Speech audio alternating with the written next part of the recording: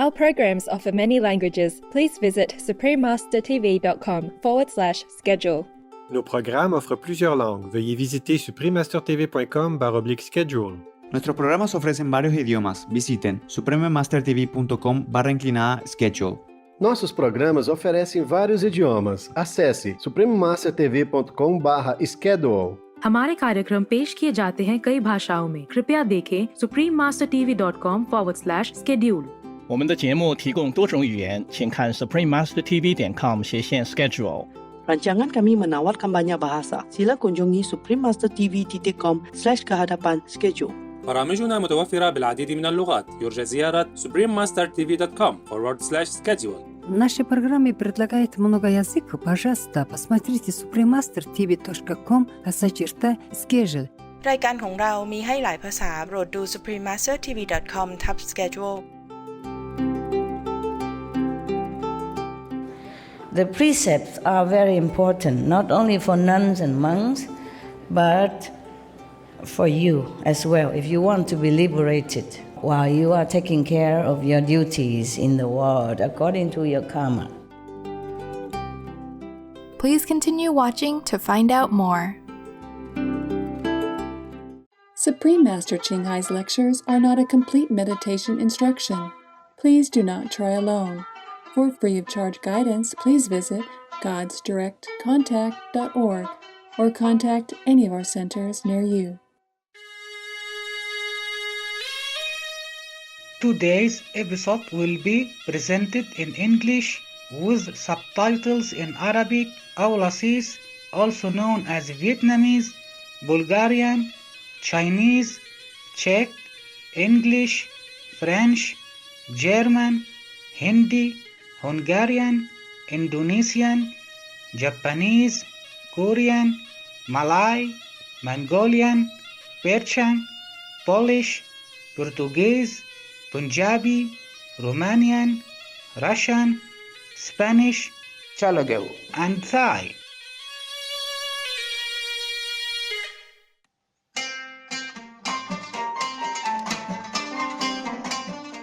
تحيات مبهجة مشاهدينا محبي السلام. اسمي ناش، الشعب التونسي المحب يصلي أن يبقى الله دائما بجانبكم.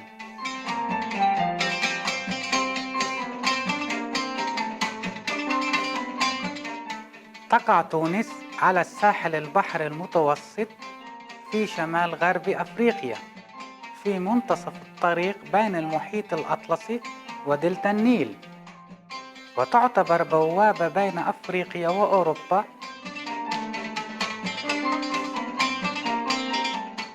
تحتضن تونس تراث ثقافيا غنيا يعود تاريخه إلى 3000 سنة من الحضارات القديمة، متضمن تنوعا من الثقافات الأوروبية والمتوسطية والإسلامية والبدوية.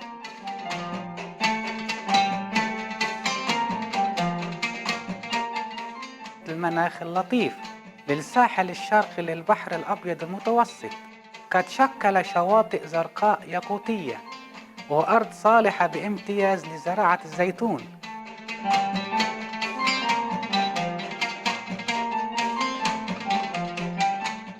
تحتل تونس مرتبة ضمن 10 الأوائل في إنتاج زيت الزيتون في العالم، ومن الرائع إنها تستخدم طرق تقليدية قديمة لإنتاج الزيت.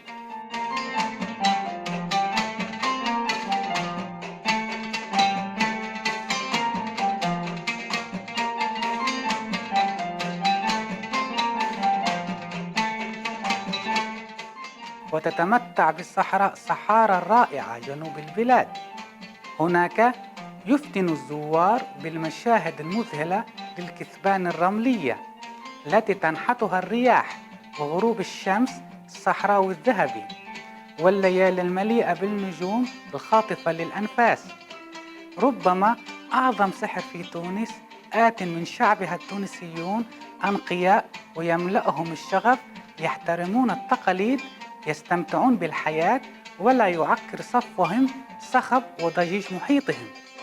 هنا حيث يمكن للجميع العثور على سعادتهم الخاصة. يسرنا أن نقدم لكم لمحة موجزة عن تونس ساحرة القلوب. مشاهدينا الطيبون، نحن نصلي لكي تتحقق رؤياكم وأحلامكم الرائعة.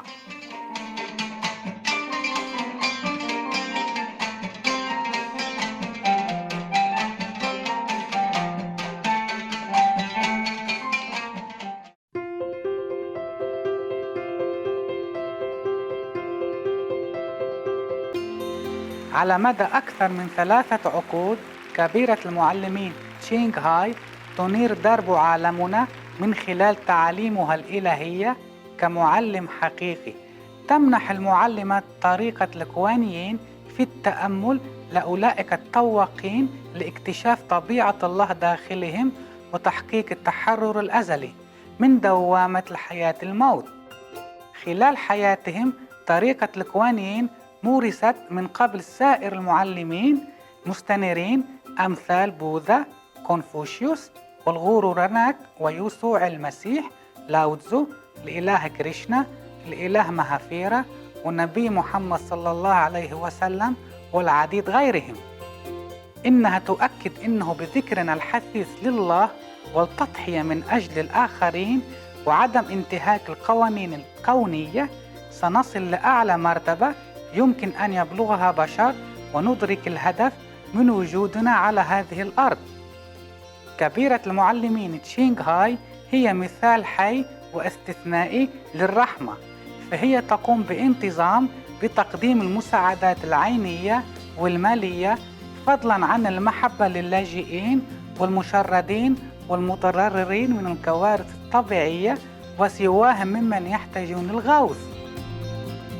كبيرة المعلمين تشينغ هاي ممتنة بشدة لله تعالى على كل المساعدة المالية والمواساة والدعم الذي يقدم للمحتاجين والأقل حظاً أو لأي قضية نبيلة طوال هذه السنوات، بوصفها أداة متواضعة تنقل رحمة الله ومحبته لأبنائه الغاليين. كبيرة المعلمين تشينغ هاي تتلقى الدعم والمحبة من مختلف المنظمات ووسائل الإعلام والحكومات والأفراد فضلاً عن العديد من الجوائز، منها جائزة غوثي للسلام عام 2006 وهي تضاهي جائزة نوبل للسلام في الشرق، جائزة القيادة الروحية العالمية في عام 1994، جائزة مهافير في عام 2008. وتم الإعلان عن يومي فبراير 22 و25 أكتوبر يوم كبيرة المعلمين تشينغ هاي ومواطن فخري في الولايات المتحدة. وقد كرمت على مر السنين بمنحها العديد من الجوائز وأوسمة الشرف تقديراً لأعمالها الخيرية والإنسانية المتميزة.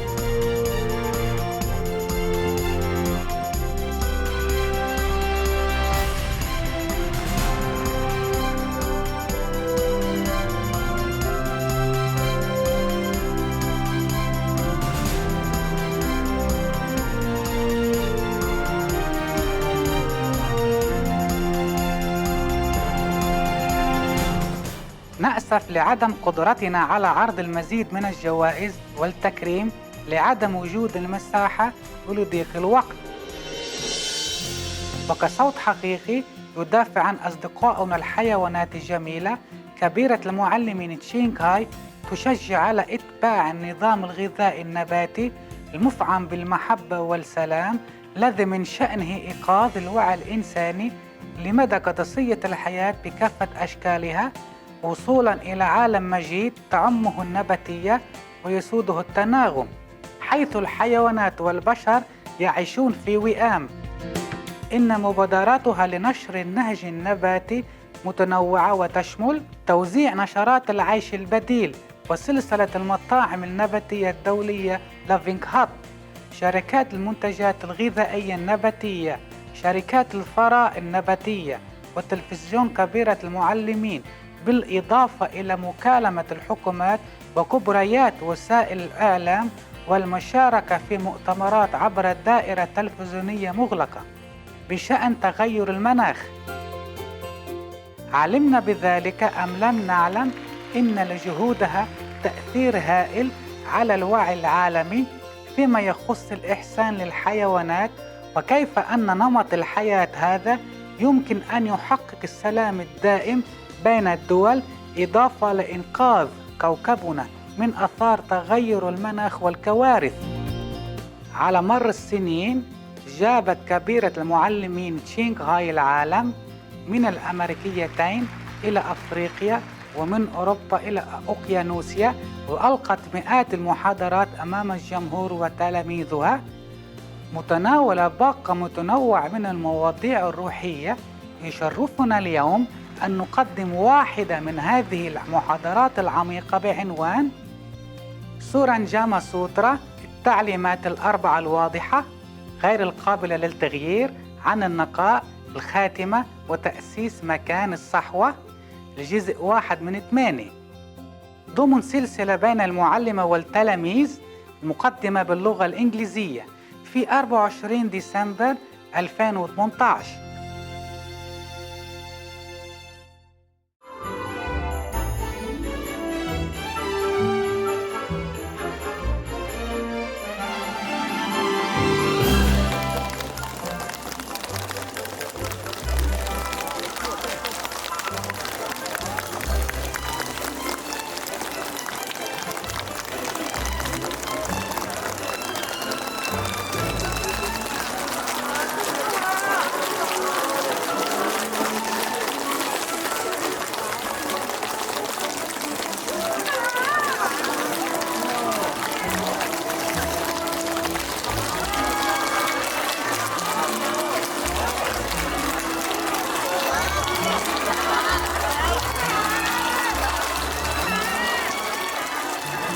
Hello there.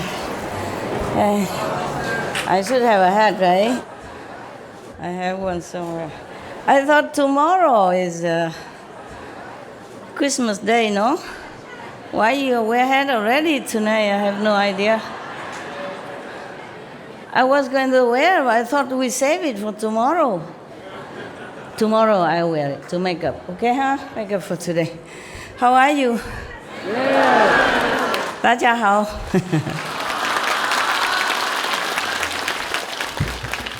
今天已经圣诞节了吗？ Is it already Christmas today? Huh? No, huh? After midnight, right? I have 3.5 hours, then I can run back to it. Okay, thanks a lot. Thank you. You look good in hat. My God, the Taiwanese, they really can. Did they tell you to bring, or they just give it you here? Wow, how can they buy 10,000 hats in one day? More than 10,000 perhaps. Oh, incredible, incredible, incredible. Wow, wow. Wow. All these are nuns? Yes. Wow. Omitofo. Hare Krishna. You are a monk, you can sit up here, love. Monk, missionary, you can come up, sit here. Yeah, are you a missionary? No, then you sit there. only for monks and nuns, just to respect their wish to be alone. You can sit on there, it's softer and warmer. You left everything at home. At least you can have a little comfortable here. If it's you, you would want to be comfortable. So just make them comfortable as you are. You should do everything just the way you would like it for yourself. It's so simple, my God. Huh? If you're uncomfy, you can also come up and sit a little bit higher. If you have a cushion, it's good. You should take care of yourself, okay? Because you are many, I'm only one. I can't take care of all of you, huh? For the elderly, you should take better care. You know why? The monks especially, because they sacrifice all their life for what? You know? For you, or for, at least for themselves, to be liberated. At least they take care of themselves. The elder monks and nuns, they have spent all their lives in asceticism already, okay? The one who really want to practice, want to follow the Buddha, I want to follow Krishna, I want to follow Mahavira, whomever these masters are, they really want to follow this ideal. So, and all their life they already endure a lot to reach God, whether they have reached or not, but they have done their best, you know, everything they've done according to the ideal, okay? So we, especially the elder monks and nuns, you know, they have been enduring all their lives already, so it's better we take care of them. When we were younger, we're invincible, yeah? And when we're older, it's more difficult to adjust to different conditions. I keep telling you all the time. Yesterday I want to tell you something, and I tell you now before I forgot. I just say something, remember, like in the white magic? Because you were talking about trees. Remember that somebody touched some trees here, and then he felt the vibration, you know, whatever that is, the blessing or the response, the love, whatever he felt, the tree, and he called that maybe Buddha tree. Yeah, all the trees are Buddha's tree, or magic trees. If you have respect for them, they respond, and they help you also, yes. I remember some other people will come and talk to the trees and all that, and have a wishing come true, their wish come true and stuff like that, because remember last time I told you the story about the Kusha grass gods? Yeah, there was Shakyamuni Buddha, one of his reincarnation. You were not there. Oh, you forgot already. All right, so simple. Every grass, you know, like big, maybe a group of grass, every tree has spirit of some kind that dwell in it. Yeah, take care of the tree, or that is their dwelling place. They are assigned to stay there, and that's their home. Yes, and they do bless the surrounding as their job. Just like police or something, he's assigned to some special station and give him a motorcycle, something like that, to work with. Now, trees, they do have their magical power, their healing power, loving power, and they do help you with advices and all that even, but you, the deaf, don't hear nothing, see nothing. Yeah. So one of your brothers touched a tree, and then he felt something from the tree. Now you know what I'm saying is true, yeah? You heard it yesterday, right? Now you know, at least you, the one who experiences, know that what I told you is the truth. I tell you the truth all the time. But at least that, in that aspect, you know one truth, okay? We sometimes don't believe the Master until we experience it ourselves. Never mind, I'm very patient, okay? Very, very, very patient. I wait for you eternally until you know it yourself. Now, the trees and the grass and the plants, they all have their blessing power. I even told you that in Cancun. All right, so now, in a way it's magic kind of practice. And people even advise you, like you make friend with one tree that you like, and then if you are sick or you have problem, you just come and hug the tree or tell the tree your problem, and then promise you come back again to visit, and then you will get better. Yeah. Please don't hug all my trees, because too many of you, the tree is already feeling scared. Because everybody hugs, then the tree will become like their skin will get worn out. Let them be, okay, huh? No touchy-feely, huh? You are saying already you should bless the trees, not vice versa, shameless. I'm just telling you, this is some kind of white magic that people practice like that, okay? Yeah. Of course, there are many other ways to practice. It's just because yesterday you talked about the trees, so I want to mention that to you as well. Huh? Okay, now, where were we yesterday? Yeah, okay. The precepts are very important, not only for nuns and monks, but for you as well, if you want to be liberated while you are taking care of your duties in the world according to your karma. Yeah? Not everyone can be nuns and monks, of course. It's a very difficult undertaking. It's very difficult.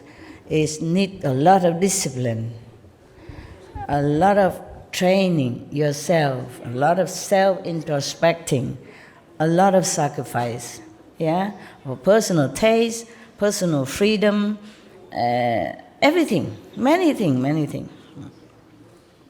Yesterday, when I given you some cookies or crackers, I say if you're hungry at night, maybe you shouldn't eat a lot, but you can eat a little bit of this to calm your stomach. I was talking to the nuns and the monks, and then one of you said, I'm hungry, master, hungry, master. You always hungry when you see my cakes or my so-called blessed food. I was talking to the monks and nuns, because the monks and nuns sometimes they don't eat in the evening. So I thought, okay, in case it's cold here and your time change, and if you're really hungry, eat little bit of this exception. I was talking to these people, not you. Because you can always go kitchen anytime, after midnight, before midnight, and then take something to eat. The monks and nuns, they don't do that. Maybe because they don't eat in the evening. Maybe because they keep the dignity. I was worried, the monks and nuns, because of time change from their country here, and maybe here midnight is there, midday over there, or before midday. So if they're hungry, they could eat a little bit to calm themselves. And then they meditate to erase that, whatever it's supposed to have, if karma. So yesterday, the Buddha have pleaded with the Bodhisattva and Ananda and all these people, saying that you should use your power of transformation and appear to the world in the form of people, in the form of lay person, minister, kings, virgin youth, maidens, and so forth, even prostitutes, widows, profligates, thieves, butchers, or dealers in contraband, and doing the same job like they are doing, in order to lead them to the righteous place, the teaching of the saints. But these people, like the Bodhisattva or the monks, even though they appear thus to work the same as other people, lowlier people or unenlightened people, but they should never say of themselves, like, I'm truly a Bodhisattva, or I'm truly an Arhat, or let the Buddha's secret cause leak out by speaking casually to those who have not yet studied. What does that mean? Meaning, suppose you already initiated, you have all the instruction given to you how to meditate, and recite the 5 names and what to do, etc., etc.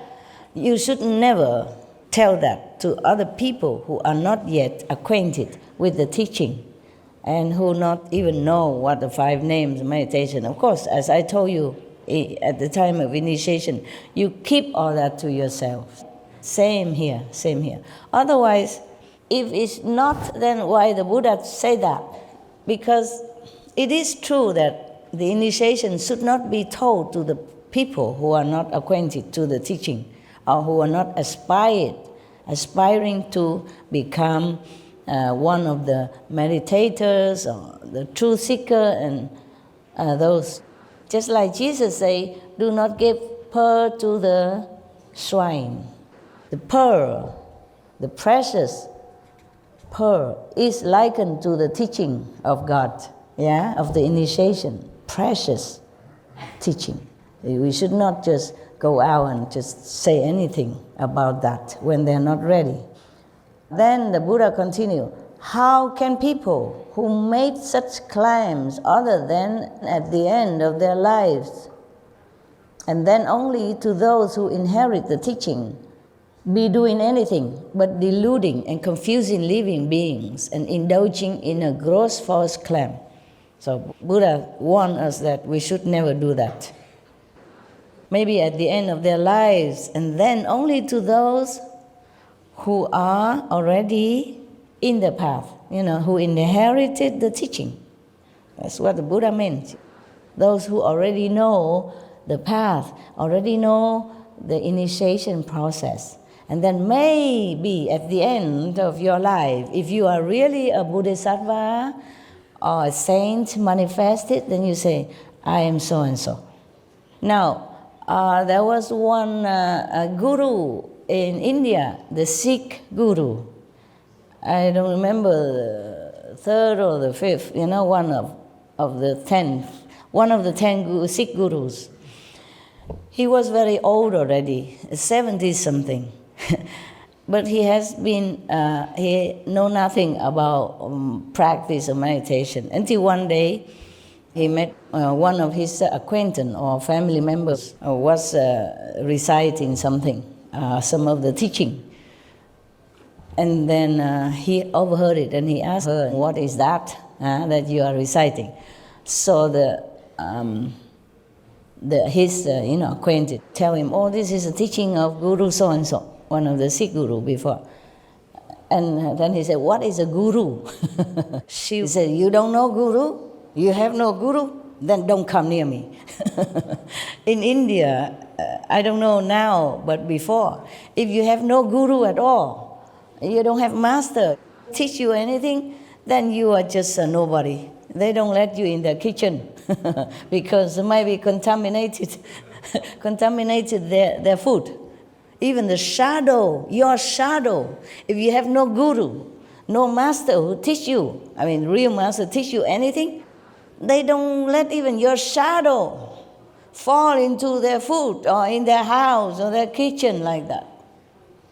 They worry that your impurity, your karma, which have not been cleansed by the master power, by the initiation process, even your shadow will contaminate their energy of the houses or of the kitchen. The people who are not initiated never allow in the kitchen in any case. That bad. In Vietnam, we also say if somebody has no religion, no religious belief, they say, oh, you are the atheist, the non-believer.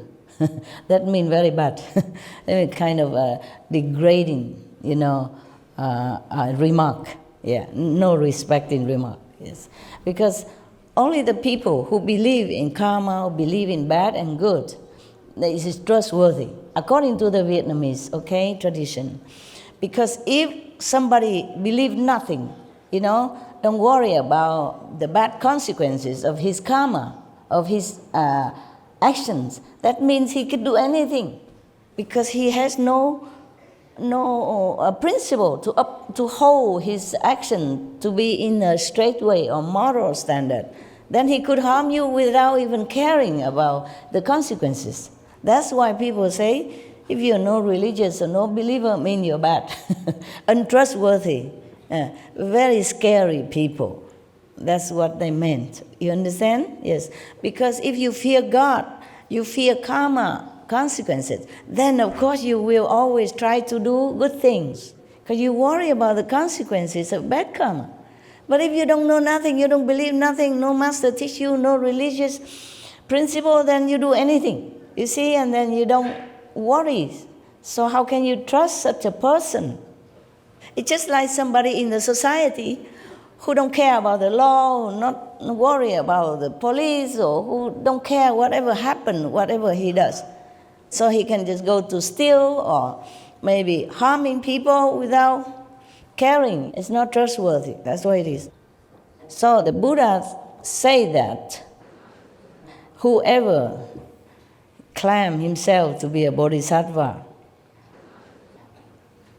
except at the end of their life, when they have to review themselves, if they really know they are bodhisattva, and they reveal themselves to those who are already in the path, then it's okay. If not, then they are just deluding themselves and others. And that's a very bad false claim, which is one of the greatest lies. Thus, when you teach people in the world to cultivate samadhi, they must also cease all lying. This is the fourth clear and unalterable instruction on purity given by the thirst come ones and the Buddhas and the world honored ones, forever, in the past and now. Therefore, Ananda, one who does not cut off lying is like a person who carves a piece of human excrement. Yesterday we told already, and hoping that it will smell like sandalwood.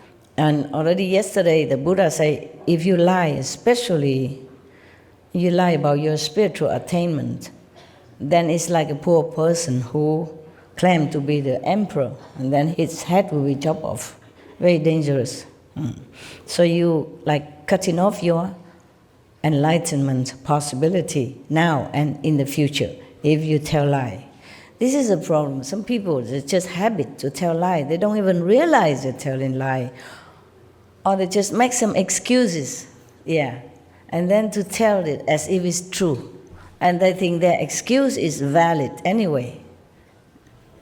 Even though they know it's just an excuse, it's not valid at all. They still say an excuse. And that is also lying. When you know it's not true, you just make up an excuse to cover up your action. Then it's no good. So watch all the time your mind, because your mind is tricking you all the time. Due to habit, due to the company you keep, due to the job that you're doing, due to your surrounding, due to your family tradition or kind of lineage or just habit. So watch it all the time, okay? This is the most difficult to watch. Because we always make excuse when we want to do something. We say, I do that, because of this. Whether or not it's true, and you don't care. And that is also lying. Should not. Always watch our mind. The Buddha said that if monks' minds are as straight as the lute strings, true and real in everything they do, then they can enter Samadhi and never be involved in the deeds of demons. I certify that such people will accomplish the Bodhisattvas' unsurpassed knowledge and enlightenment. The Buddha guarantee. I told you yesterday, just repeating. I just forgot the guru. He was very old. One of the Sikh guru was Amar Das. Amar Das. Okay, thank you, my love. Thank you. I forgot. It's a long time since I studied all this. It's 30-something years already. Passed so fast. 40 years even, almost 40 years. Whew, time passed, eh? My God. Okay, so he was very old, and then he heard that, without a guru, you are nothing. You are kind of rejected by even your own friend or your own family members. And he said, okay, where do I find a guru? Just like, where is a supermarket or something? somebody who knew him long time, and then show him where to go and find the Sikh guru to study with him. And then he became that guru's servant, very humble servant. Every day he served him with all his mind, all his heart, all his love. And then somehow, even though he was old already, but he was so pure, so sincere, so thirsty for God that the guru even passed on the mantle of guruship to him. And of course, the son of that guru, the original guru, was so jealous of him. He find all kind of thing, all kind of picky thing to degrade him all the time. One time he passed by when the guru was talking or teaching, and then he said, "Why, huh? You think you're somebody? You even grow a long beard like my father. You think that's look like my father, and then you are a guru or something, huh?" And like he was very, very jealous and degrading him in front of people, humiliating. "Why do you grow such a long beard? Yeah, for what?" And the guru said, "It's just to clean your shoes, my lord." You remember that? "My long beard just to clean your shoes." Because he was saying, you are just a servant, and now you grow a beard like my father, and then you think you're a guru of some sort. And you grow a long beard. And say, "I use it just to clean your shoes." Yes. That's what masters are. They are not really boastful. They don't mind whatever said to them. If they are disciples, then of course the guru will try to correct him or her and say, "Oh, you should not say such thing. It's a bad karma for you," or something.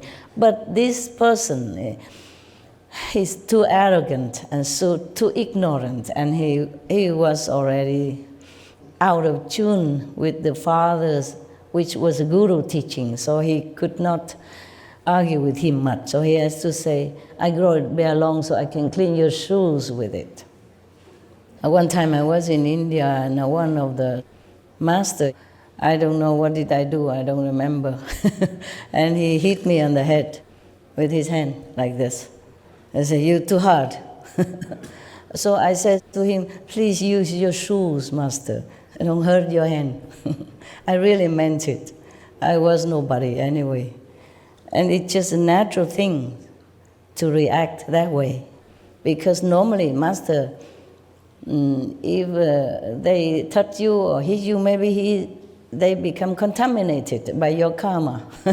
So I'm worried, so I told him, "Use your shoes to hit me instead of the hand." But he didn't hit again. Yeah.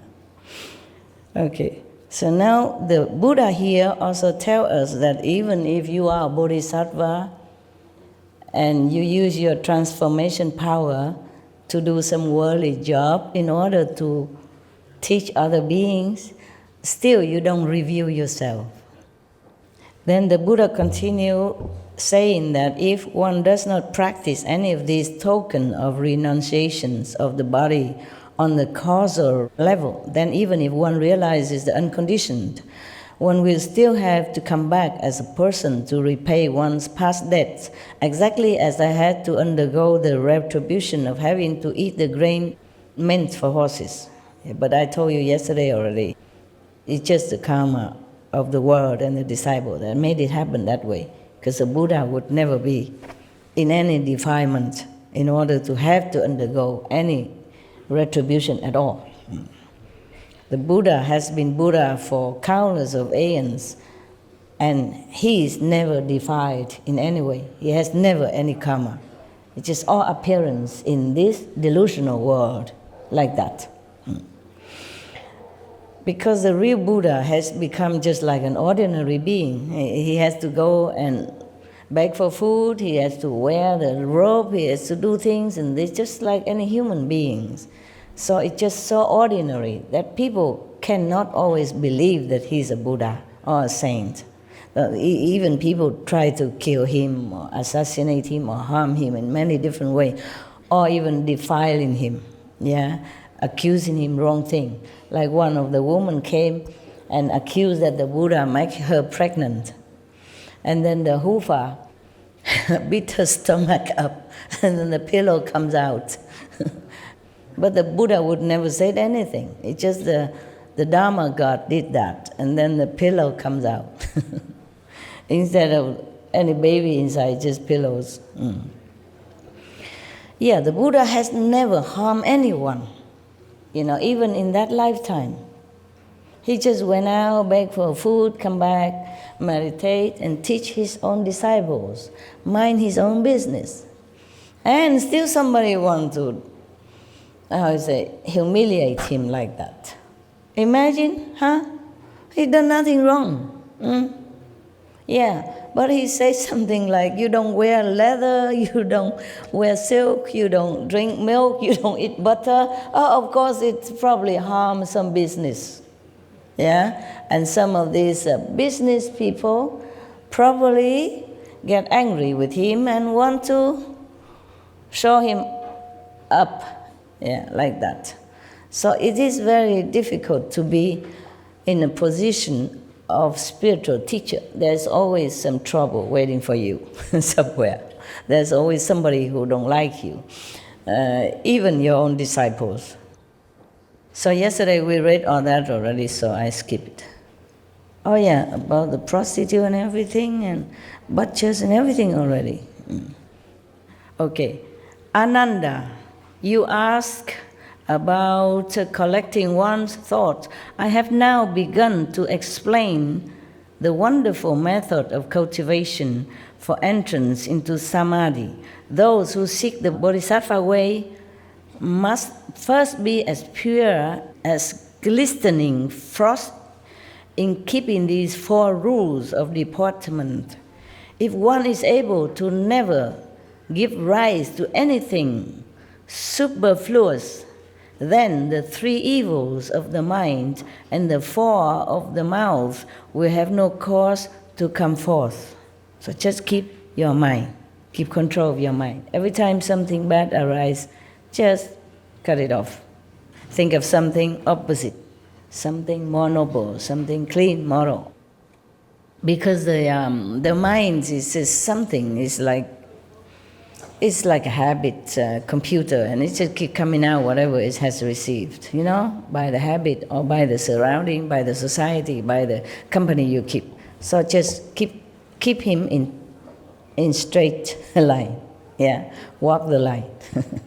Before I forgot, we should really thank the past masters, monks and nuns and scholars who have taken time to record what the Buddha is teaching after the master's nirvana.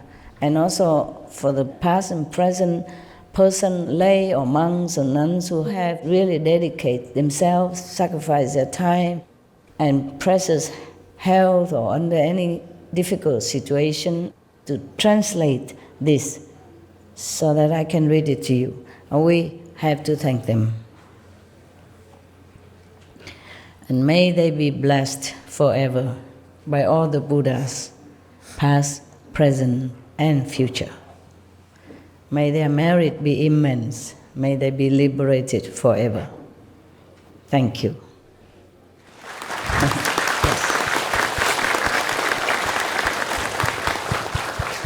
We should put this section in the front and in every time, in the beginning of every segment of the lecture, if we show it on TV. You should put it in the end also, beginning and the end of any segment of this lecture, of this continuous series of lecture. Okay, now Ananda, if one does not neglect these 4 matters, and further, if one does not pursue forms, fragrances, taste, or objects of touch, then how can any demonic deeds arise? I mean, we keep our mind pure, simple. Have what we use what we have what we need. Need and greed are different. Therefore, we have to keep our mind in straight line, yeah? Knowing how much the mind can lead us astray, we have to keep it under control, using the Buddha's teachings. The Buddha say, if there are people who cannot put an end to their habits from the past, you should teach them to single-mindedly recite my light atop the Buddha's summit, unsurpassed spiritual mantra. The Buddha taught many mantras, okay? For you, just recite the 5 names. And the 7 gifts, okay? That would be good enough for you, busy body lifestyle. In our modern time, we have many comfort due to splendid inventions of all kinds. Our lives have become more comfortable and convenient. Nevertheless, because of that, we also have to work harder in order to earn them. In the Buddha's time, it's easier to practice purity of mind, I think, yes, because you don't go too far anywhere. You just eat whatever inside your community that produced, yeah, and you just interact with each other in your village, in your hometown mostly. Most people are like that. And things they eat are very simple. And they don't have to buy a car to go out to a big supermarket to buy a color television. Before, we don't even have television. And then we have a black and white television. And then later we say, what? You still have black and white? No, I want a color television. And I don't just want a normal TV. I want supersized TV, flat screen, etc., etc. Therefore, we work harder, we're busier, and our mind is so difficult to control to the limit of what we need. Instead of just be satisfied with what we have, we want more and more all the time. Therefore, we are always in need. And when we're in need, we must think of the way to have what we think we need. And then we forget what is important in life. We have to keep up with the Jones, and then we forgot that we should keep up with the saints. We should remember what's important, because this life we will leave behind. Everything we have, we must leave behind. Anytime, anyway. You don't even know if it's tomorrow or next day. But just too busy, forget. Thus, we, the practitioners of the Kuan Yin method, always have to remind ourselves what is important, what is less important. And whatever we can minimize, downsize your life, then just do that. So that you don't have to spend your precious moment thinking of how to get more things. A precious moment thinking of have to go out and buy this, buy that. To buy, you need car, you need other people, you need petrol, you need time, you need to earn money. And that will cost us a lot of time. A lot of time. A lot of precious time. And if we have also been married with children and kids, then good luck. Good luck to you. Because there will be no ends to your obligation and duties. You have to work harder.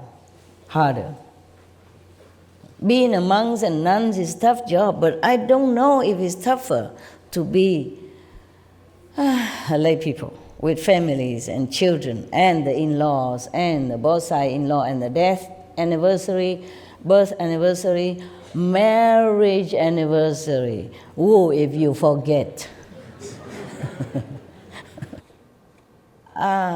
I think my life is tough because I work so hard. But it is different. I work for the world. I work for others. I don't work for myself. Of course, I do work for myself also, but that is not the point. Most important is work for the world, for others. So whenever I go somewhere, I do something. I always ask, is this good for the world? Is this better for the world this way? Where do I stay so that I can meditate better? Where do I stay so that I can get a better spiritual merit points to give it to the world? Always this question. I never ask like, where do I stay so that I get more food, or more comfortable, I become more pretty, and get more things, nothing. I came here new, like all of you. I have no true a house yet. I just stay in one of the ready-made house. We have many buildings already here before, and all the Buddhas and Bodhisattvas, they resided here before we came. So I just let it be like that, okay? So all of you, the Christian, the Hindu, the Sikhs, the Jain, or the Seventh-day Adventists, the Hare Krishna, do not think that Master is biased with Buddhism. It's not like that. This place has been for Buddhists, because the people are Buddhist, okay? They are vegetarian, I know that. So they put a lot of Buddha statues, Bodhisattva, Bodhidharma, and all that around. And they also have other kind of lesser Bodhisattva, some divas or local gods and stuff like that, but they moved them all already. Their own gods, they moved. It's just the Bodhisattva and Buddha already stationary. They stand fixed, they don't move. So we just leave them as is, okay? If I can, I have time, I will invite others, saints, to come to our place. Yeah, because now this place is officially ours. We can have more gods.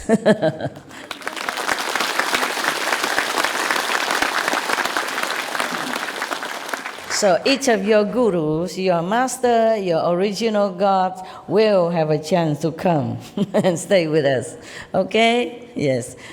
So do not think I am just for Buddhists. I told you I don't belong to any religion. I told you many years ago when I first came out, when I was still a little bit somebody, but not much of anybody. I still am not much, but a little bigger than before. Before that, I already told you in one of the lectures, I don't belong to Buddhism or Catholicism or anything, okay? I belong to the truth. I preach the truth, that's what I said, okay? It's still the same, yeah.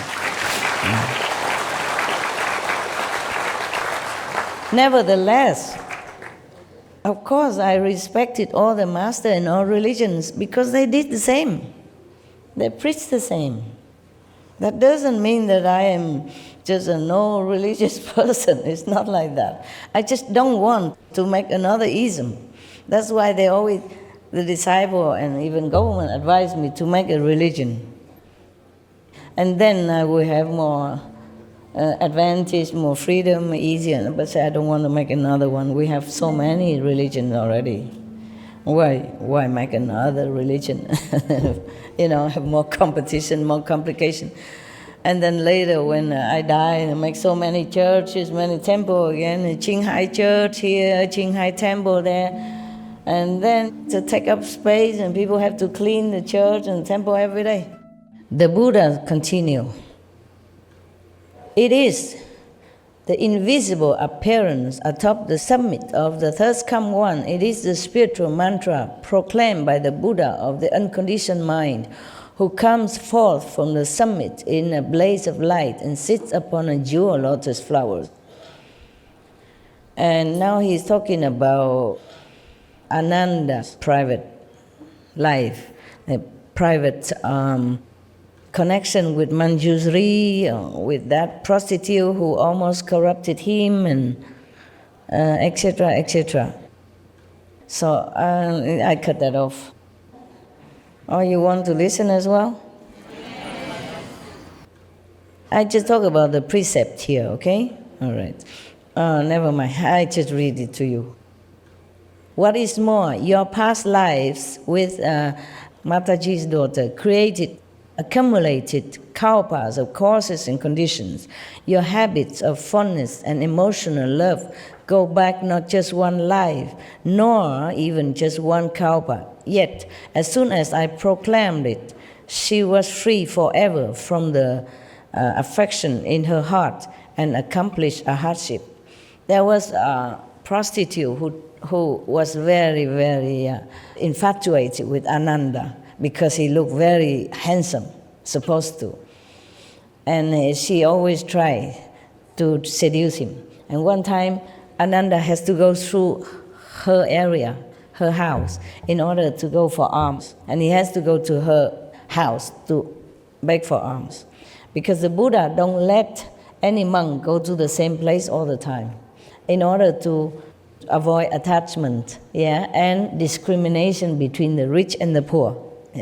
Because Ananda sometime before that, he always went to the poor people to beg for alms, because he think like this, he can give merit to the poor, because the poor people need more merit than the rich. Therefore, Buddha said, no, you don't do that. You just go every house with the same love, with the same blessing. You cannot discriminate and just bless just one type of people. Therefore, that day was Ananda's turn to go to different areas, including the prostitute's house. And this prostitute, she has been waiting for a long time for Ananda. And now the Buddha explained why. They had affinity with each other in kalpas, aeons already, and has always have return and return like this. This life is the same. But after the Buddha has explained all this, she became arhat. She also became a nun, and compete with a nun who is more enlightened, who is faster to get enlightenment. That was like that.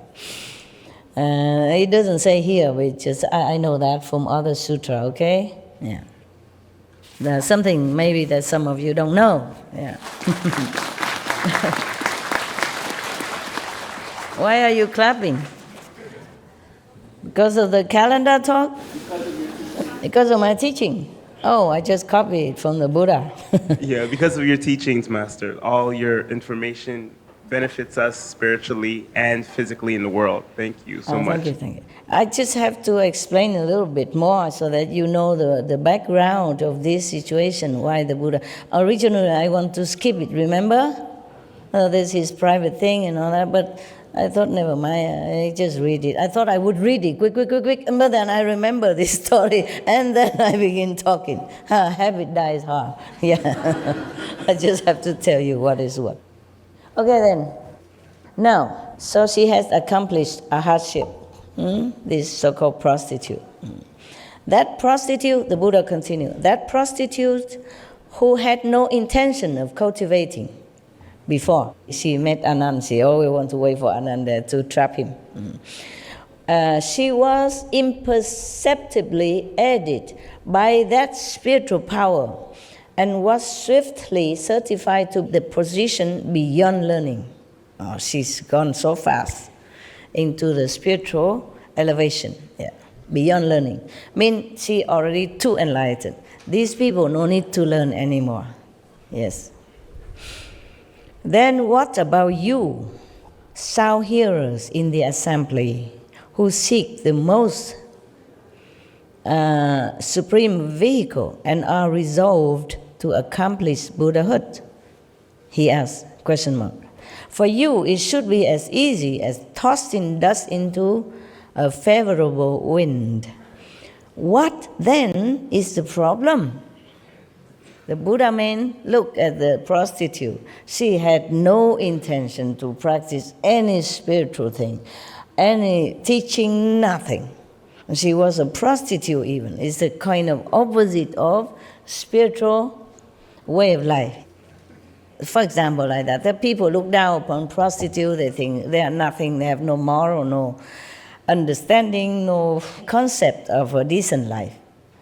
In any country, people look down upon prostitutes. Even in such a free country where prostitution is like a professional job and is illegally practiced, still people do not think well of prostitutes. Therefore, Buddha said to the assembly of monks and maybe others, Deva and Dragon and lay people, he said, she has no idea of spiritual practice, no intention. And after I explained to her, with my power, she became arhat. I mean, not immediately like that, but she intended to become a nun right away. And she ran to Buddha because Ananda, he almost succumbed to her charm. And then he prayed to the Buddha, please help me, Master, help me. Because she was already pinning him down like on the bed or something, and she was beginning her job, and he was already almost gone. But then he remembered the Buddha, said, please help me, please help me. And then the Buddha used his transformation body or sent somebody. And then Ananda immediately can escape, or awaken, like as if from a dream, and then he run back to the Buddha. And this Mantaji's daughter, the prostitute, run behind. So she was running after Ananda, and both of them arrived in front of the third come one. And then she said, give me back my man. I want him, I love him. Return him to me. She complained to the Buddha. He already mine. Why you take him back? Give it back to me. Okay? And then Buddha said, okay, calm down. What is it about Ananda that you like him so much? She think about it. Said, I like his eyes. Yeah. She couldn't say anything. It's too much in love, too much, very already too intoxicated in her physical desire and love for Ananda. This is because of karma in the past lives. You see that? Okay? She cannot help herself. She cannot. Of all the men that she knew in the past, and that up to that moment, she cared about nobody. Prostitutes, they do business. They don't fall in love, nothing. But only Ananda she likes. And whom she's in love with? A monk. That's the problem. So she said to the Buddha, I love Ananda's eyes. He said, oh no, these eyes, it's full of, ugly things that come out. The white stuff sometimes come out, the tears running down. And if he's sick, all these pores coming out, you don't want his eyes. So she said, I like his nose. She said, I love his nose. Because the Buddha asked, what's the reason you like him? What is it about him? I said, I love his nose now. He said, no, you don't want, there's all kind of things that coming out, when he blow the nose, this sticky stuff, ugly, you don't want like that. And then she said, I like his mouth. Then the Buddha also continued to tell her that, no, you don't want. There's all this, phlegm coming out sometime, and then the saliva is full of germs in the, no, this is the thing that you should not like. And continue further, until she has no more reason to like him. Yeah, the ears and whatever. She said the Buddha just flattened it out for her. Then after a while, then she realizes is this not truly a favorable thing, this kind of physical, sexual love. So, then she asked the Buddha to accept her as a disciple. She awakened, and then to become a nun even. And after that, she became arhat in no time. She competed with Anand to see who is faster become arhat. And she became first before him, supposed to. Yeah. Yeah, all right.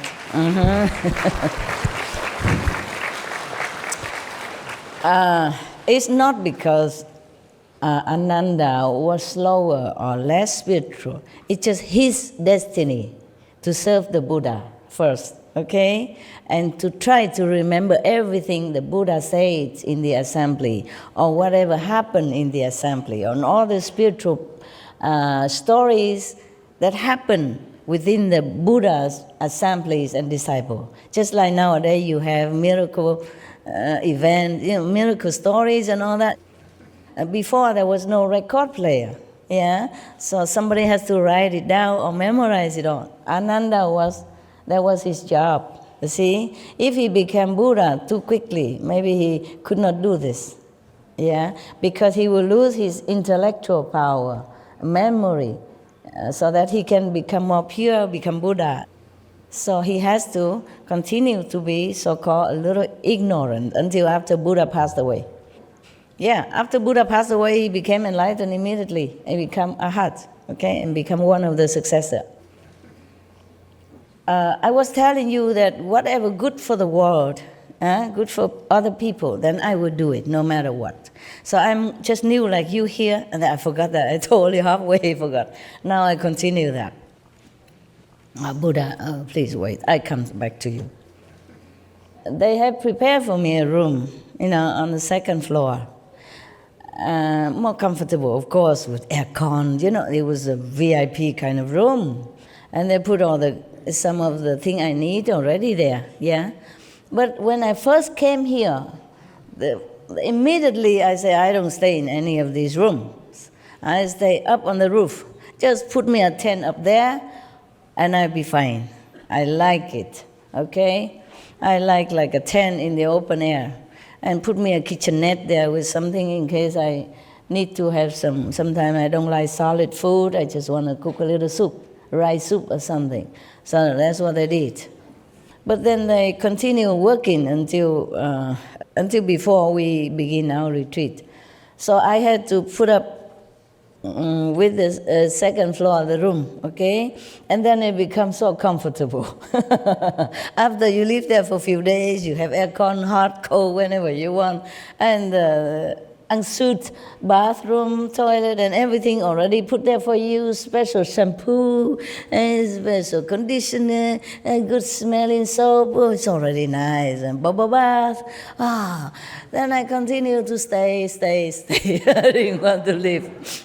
This morning, I forgot, and then I asked the heavens again, okay, I'm too tired to check it out. Tell me, is it still better that I go upstairs, better for the people, or is it better I continue to stay here, which is comfortable? I didn't ask for it, making an excuse for myself. I didn't ask for people did it for me. You see, I did not ask. So is that maybe heaven's will that I should stay here? Comfort. Because upstairs on the roof only a tent, a big tent, with a table, to work. It's actually like like an office, and a sofa, okay? No aircon, just maybe a heater, small one, all empty, okay? And later on, I came back and I saw the mosquito screen all around. It's like a room again. I said, oh no, terrible, I don't want that. I just want a tent, okay? And all around empty, I like that. It's not like screen all in with door and all that. Even though it's just a mosquito door, I don't like it. And this is one more excuse for me to continue to stay in the comfortable aircon. Already made all the clothes, beautiful hanging. Easy for me to do anything, so easy. So another excuse to stay. That's why I keep staying a few more days, and I didn't think about the roof anymore. Besides, they took away all my kitchenette stuff. Another excuse, okay? What should I do up there? I don't have anything to cook. No pan, no pot, no cooking stoves, no bowls, no spoon. I keep listing it, You see that? I have nothing. Yeah, our minds like comfort, yeah? Even I like comfort, yeah? Especially when you're older, You have aircon, it's warmer for your back, and it doesn't stiffen your legs, and all kind of excuses I have, yeah. But then suddenly this morning I was thinking, maybe just a trick. I should go upstairs because that's my instinct. The first day I came, I said, I don't stay in any rooms. The room has been slept in by people and used for years, decades already. I should not stay there, even though I throw all the beds out already. Just have a new sofa in and office, a table and all the office stuff for document to work. So it just looked like an office. One sofa and a table, empty chair, like that. It's not much. And it was okay too, comfortable.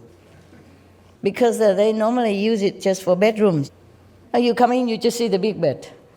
Nothing else. And it feels suffocating. I don't like it. Because the room already small. You put a bed in there, you can't do anything else. Even you put a chair or something in it, it feels too crowded. So I throw all the beds out anyway already, and it's more comfortable. But this morning, suddenly I wake up and say, oh no, maybe it's not too good to continue to stay here because I feel too relaxed.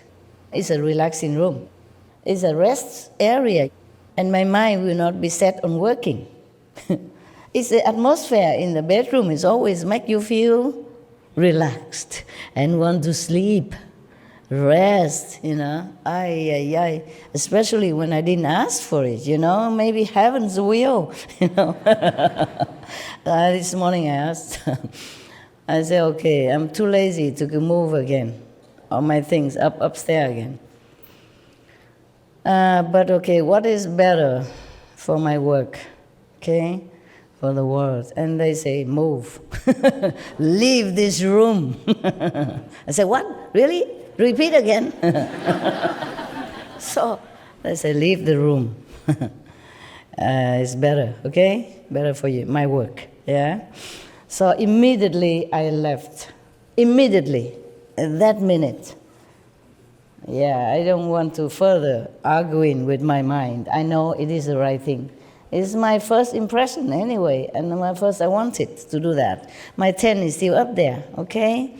And so I move whatever necessary. I couldn't move the whole thing yet because there are clothing. But I moved the symbolic of work, like computer, telephone, bathroom stuff, toothbrush and stuff like that. And a blanket, So that is already a symbol of my new life, a new area. It's all the necessity. And there's some clothes. Yeah, so it's okay. The mind can trick you for comfort. I really felt very comfortable in that room. Often I can't sleep very well, but in that room I sleep so well and I feel peaceful there. That's why I didn't want to leave. I thought it's heaven's will. Blaming it on heaven. It's not true. Sometimes the comfortable place doesn't mean a good place, okay? You might not have peace at the end. Not peace within yourself only, but peace with other coordinating people. If you stay in one bedroom, for example, and to work from your bedroom, if you have no choice, then you have to. But if you have choice, you should separate your work and your sleeping area. Now, feng shui-wise, it's like that. Because your sleeping area is your sleeping area. And if you work from there, people don't cooperate with you. It's just naturally. Because you order from your bedroom. Your bedroom is supposed to be your sleeping area, resting area. It's not for working. So at home, if you don't have more room, you have to put aside one corner for working, okay? Yeah, and when you finish work, you just shut that down. And if you can, you put a curtain or something, okay? Put something separate or some plants so that you have more efficiency in your work. There are more of this kind of cooperation between colleagues. Of course, I was too comfortable. I even forgot about feng shui or whatever shui that was. I just feel so good. Sleep well, eat good. For a long time, for a change. I was really reluctant to leave. Imagine that. Supreme Master and all. Still like the bedroom. All right. But I moved immediately as long as heaven reminds me for what purpose I was here. It's okay, just a few days. Good excuse. Yeah, take a rest. Okay, forgive me. Weakness of the body and mind. So I'm not always tough as you think, huh? I also love comfort. Yeah. And how you say, security. Yeah. In the second floor with the bedroom is more secure because there are iron doors, locked and everything. The roof don't have any like that. But I have tried to fix it so that I can lock from my side. Normally they put lock only from the inside, okay? The roof's supposed to be the outside. So every door is locked from inside, not on my side, the roof. So this day I moved up and I have tried nail this and that and making some arrangements so that I can lock from my side, just so that I can feel a little bit psychological safety. I had to do that wherever I go, so that I feel peace of mind. Huh? Good. Now you know my secret, my attachment secret to the bed and comfortable and the aircon. Yeah. Now I have nothing, just a tent. No aircon up there. Yeah. What for you have an aircon? It's all open air anyway. The aircon will not work. But after a while, I get used to it also. You will not feel that cold. It'll be okay. Just put more clothes on then. Huh? If it's cold. It's good like that. So I can have more sympathy with you also, who lives in the outdoor tent and stuff like that. Huh? So I don't be too comfy and sleep. So the Buddha say, mind that even if a prostitute who has no spiritual intention at all, or never had any connection with any spiritual teaching prior to meeting with Ananda at that time, still she can become a nun and attain arhatship. That's a big deal, arhatship, very high. Bodhisattva. Therefore, how can you not? That's what he meant, okay? His assembly, yeah. And you also, of course.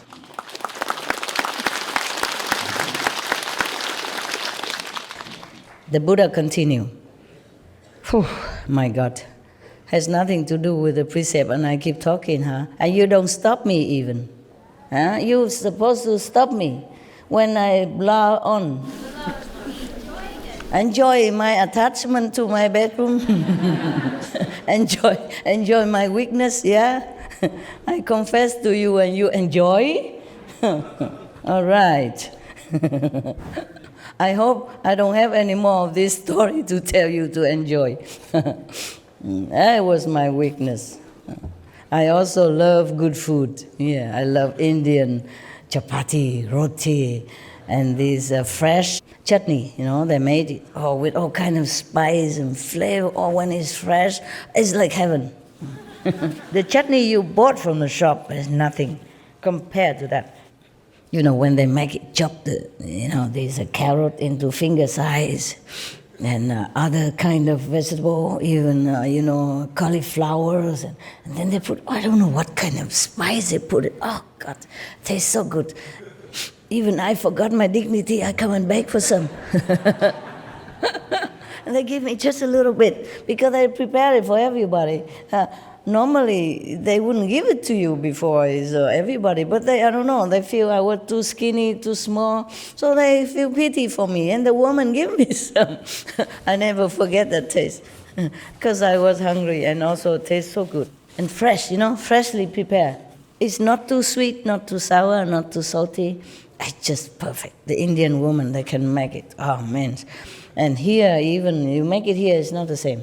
Okay? They put all the love in it also, because for their gurus and the disciples who came to their house, they make it so good.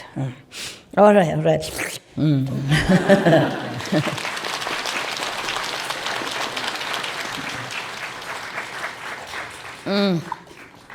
I don't look like a nun or monk anymore, but I really ate only once today.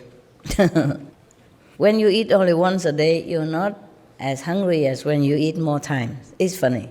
The less you eat, the less appetite. The less you eat, the less you want. If you eat breakfast already, then lunch and dinner taste good. But if you eat nothing in the morning, nothing else, then the meal you taste, no matter when, it don't taste as good. Therefore, you don't even eat a lot. You don't feel such a tasty like as if you had your breakfast first, and then many hours have lunch. If you have no breakfast, you just eat, but you don't feel. It feels okay, but not no big deal. Now, the Buddha continue, and those in the final age who wish to sit in a bodhi manda, meaning sit in the meditation, the enlightening meditation method. Sit in that way, not just sit, but really have a purpose, a method, a goal, and a truly deep understanding of why you're sitting. Otherwise, you just sit, no use. There's one more advice for you. If you want to sit longer without moving much, you have to sit full lotus. I cannot do it here because it's not very favorable here. If you sit in a full lotus position, you can sit longer. Although it might be uncomfortable at first, but after a while you get used to it. See it or not?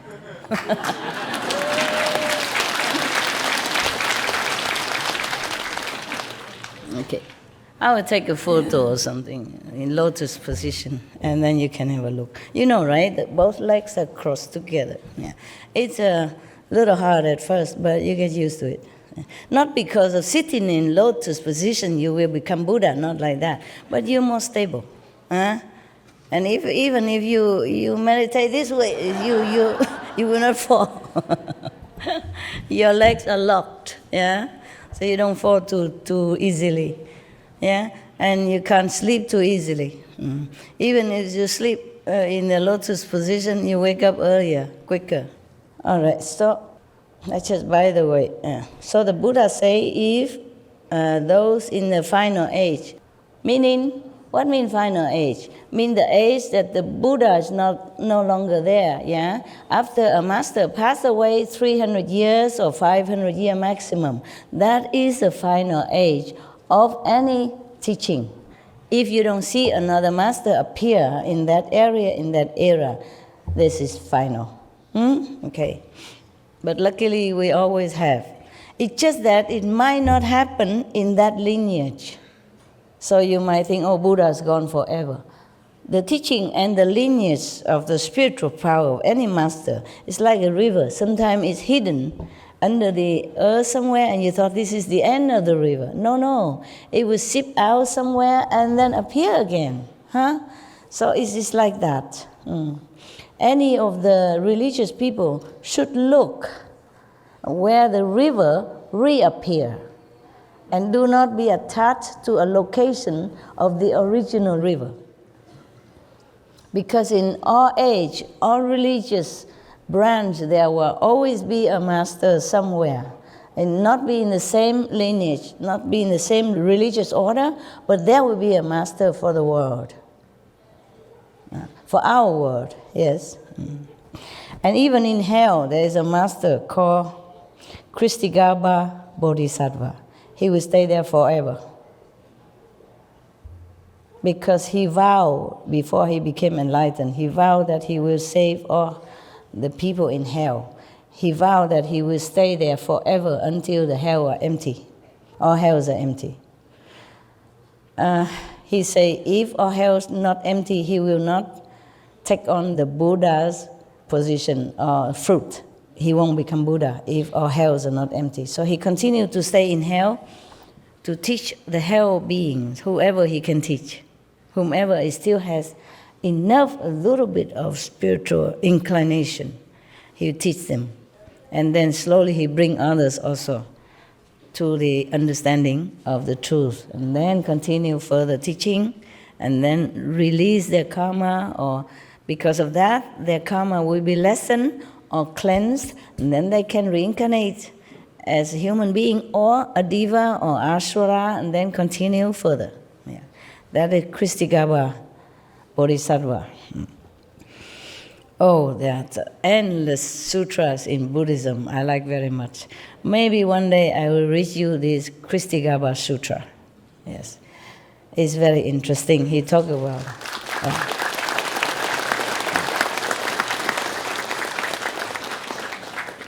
when I first became a nun in Taiwan, and one of the temple, because we met where I took the precepts, so they invite me to their temple. And the monks and nuns, normally, many of them, they go out to recite the sutra when somebody dies. And their relatives invite them to come recite sutra to help to liberate the soul of the dead for 49 days. Or some days at least, yeah, some weeks. And these monks and nuns also do that job, and they also asked me to come along. I also came. Of course, at that time, I cannot recite this sutra in Taiwanese, where I recite Amitabha Buddha for them. It's fine. And they recite theirs. I just recite quietly, and the 5 names, yeah, at that time.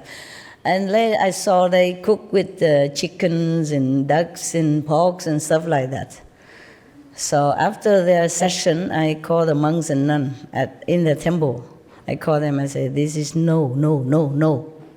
You have to tell the people who don't understand that in the Kristigaba Sutra, they call it Ti Chang Wang Pusa, means the earth store bodhisattva. Yeah, the one who vowed to save all hell beings before he became Buddha.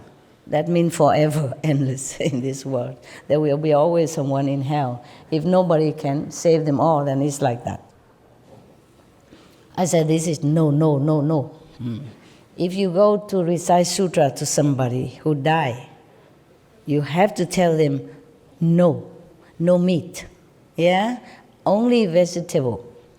Otherwise, the soul of the dead will be having bad karma. Maybe have to go to hell for that. Or maybe delay, cannot go to heaven because of that. Maybe delay of liberation, depends. So you have to tell them that. It says so in the Kristigaba Sutra. If any dead person, the relative, kill or offer meat and animals product in the name of the dead will be in trouble. Bad karma and may go to hell, may suffer more. Okay? So you have to tell them that. You have to bring the sutra and tell them that. And then they bow to me. They put their arms together and say, you, Kristigaba Bodhisattva. I said, no. I read Kristigaba Sutra. I must remind you, we monks and nuns must tell people because they don't know. They have no chance to read any sutra. They're busy working. And they just go Buddha temple, bow, put some fruit and then take it back and eat. They never have chance to recite sutra. That's why we become monks and nuns. So we have more time to study the Buddha's teaching. And then because we are study already well, we must tell people who don't study it. It's not that you monks and nuns always go and just reciting things and then take an offering from the red envelope and go home. No, we study well because we have time, because we forsake the family time, we don't do business, we don't worry about mundane occupation, so we have more time. That's the purpose of being monks and nuns, so we can study a lot more. And then we have to tell people. And then they bow to me. I say, I'm Kristigaba Bodhisattva. I said, no, I'm no Bodhisattva. I just study the sutras. And then they was very respectful. I said, from now on, you tell people in advance before you come. I say, if you want me to come recite the sutra to bless the deceased, you must cook vegetarian. Otherwise, I don't come. And tell them why. Yeah. The Kristigaba Sutra is very clear. Even you give birth to the babies, and if the family member kill chicken and all that to give to mother, then it's very bad for both mother and son. Because those demons who love to smell the blood from the mother at the time of birth and all that, they're hanging around already, and they will eat all this food also, and then they will make very much a heavy energy for the mother and son at the so sensitive time. They need more rest, more good energy, but they did all the wrong thing, all the opposite thing. It stay all in the Kristigaba Sutra, and much more. In the Kristigaba Sutra, it even say that the Kristigaba Bodhisattva tell the Buddha that, I observe in the whole physical world, all the beings, every little second, every little minute, nothing they think, nothing they do doesn't cause karma for them. That bad. Therefore, you recite the 5 names all the time, okay? So that you don't think negatively. You don't have chance to act anything negatively. You protect yourself from attracting, so that you don't attract negativity to you as well. And bless your surrounding with this holy energy that you brought forth with you from the initiation power.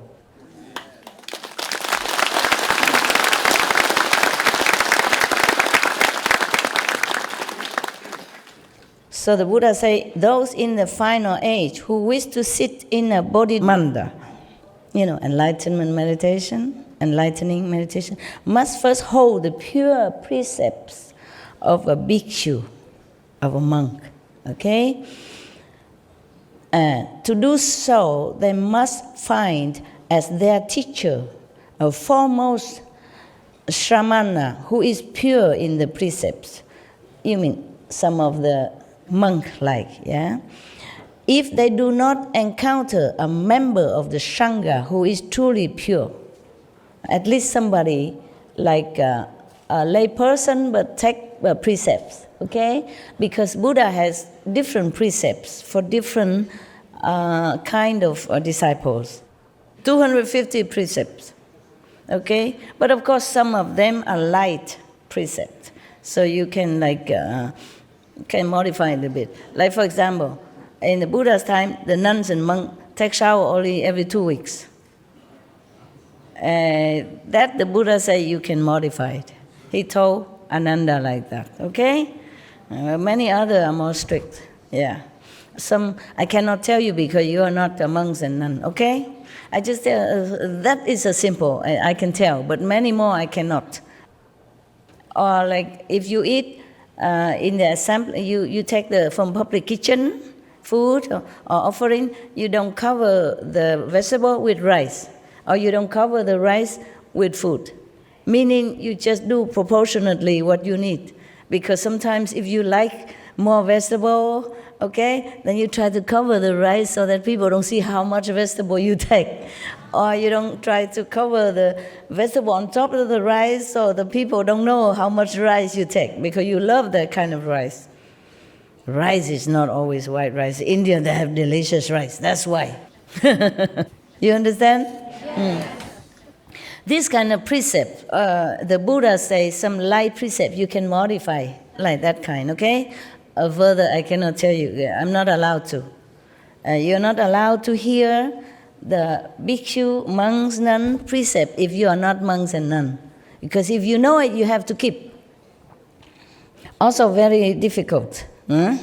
Many precepts are difficult for lay people, okay? Because the monks and nuns, they're not supposed to have any man-woman relationship, for example, like that, yeah? So there are many precepts for that, and you can't keep it. It's difficult. It's very detailed and sensitive also. I can't tell you. You should not know unless you want to become monks and nuns officially, and you take the precepts and hold it, okay? Yeah. Keep it. But right now, you keep these 5 precepts that the Buddha explained. That's good enough, okay? And the 5 names and the gift, if I have given you, okay? That's secure you to go to heaven, all right?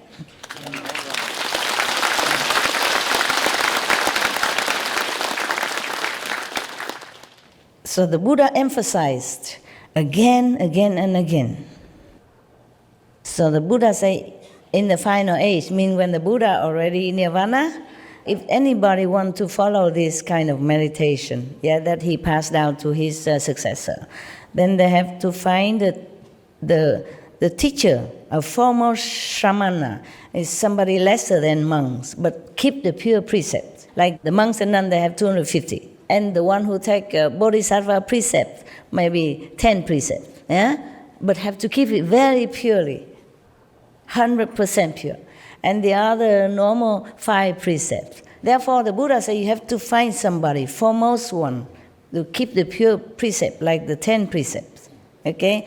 All the 8 way of vegetarian, like last time I explained to you. Then that person can transmit the Dharma to you.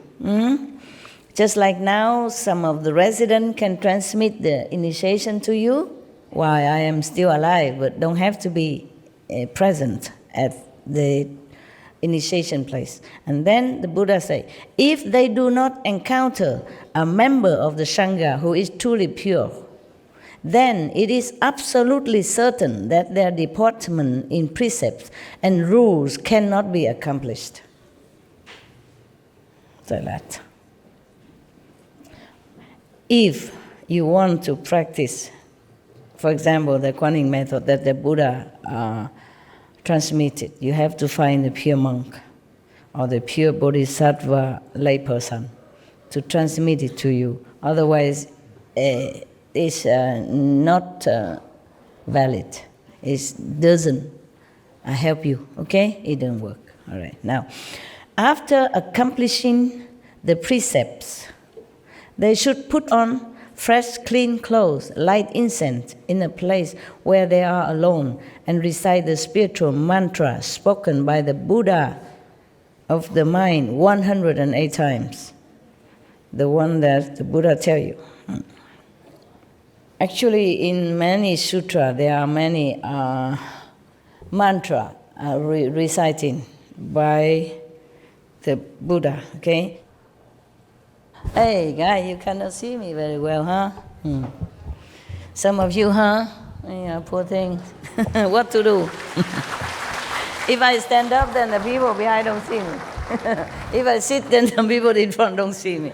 Yeah, this is the life we have here, okay? It is not perfect, yeah? But you are perfect. You will be perfect. And that's important.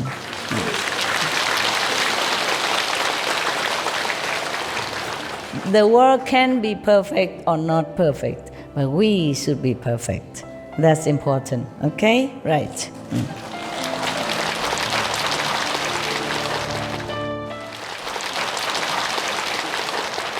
See, the Buddha always emphasized the precepts. Again here he said, after accomplishing the precepts, they should put on fresh, clean clothes, light incense, and recite the spiritual mantra spoken by the Buddha 108 times. Why is that? It's just one of those numbers, okay? 108 times so that you don't forget. After initiation, you might forget the 5 names. Just go somewhere, recite it, make sure you remember, so that every day you continue to practice, so that your mind will be ingrained into this spiritual power already. Yeah? Not just after initiation, immediately go out, chop something, or chat. Try to find your quiet, peace place. Continue reciting the 5 names. Remember, refreshing yourself, the instruction, and all the levels, landmarks, so that you won't forget.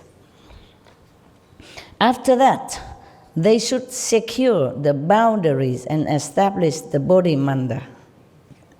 After you remember already, okay, then you must know that when you meditate, you should be alone in some secure place so that nobody see you. Huh? Better. In the countries within them, they should seek for the unsurpassed, thirst come ones throughout the 10 directions to emit a light of great compassion and anoint the crowns of their heads.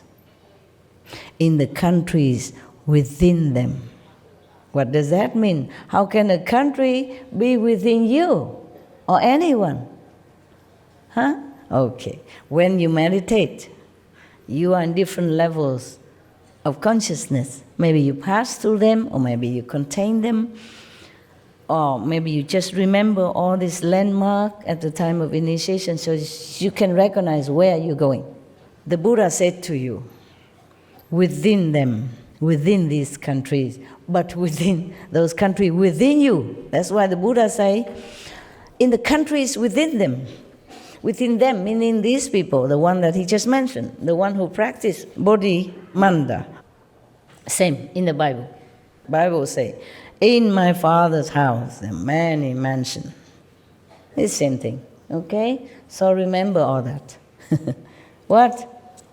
Can I relate something with you? Tell me. Because you just say contain something, and what has happened in the last 4 months?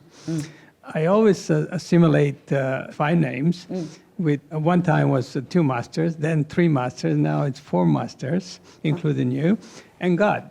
And God is the one that contains all of them. And every time that I recite them, now I am right into that circle myself. And when I'm in that circle, I don't know nothing else. Of this world, right? Okay. Yes. You're in Samadhi, yeah? It's good. Yeah, you mentioned that contain, and it's like that, yes, sense, yeah. Yes. What the Buddha say here is, in the countries within themselves. You see what I mean? Within you, within those people who practice after initiation. He didn't say in the country, in their country, or in the heavens, or they say within them.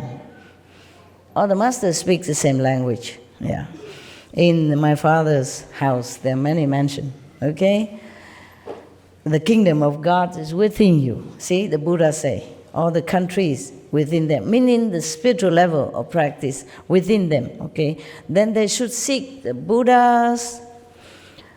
They should seek the blessing of the first come ones, meaning all the Buddhas, in the 10 directions to shine great compassion light toward them, toward these practitioners, and anoint the crown of their heads.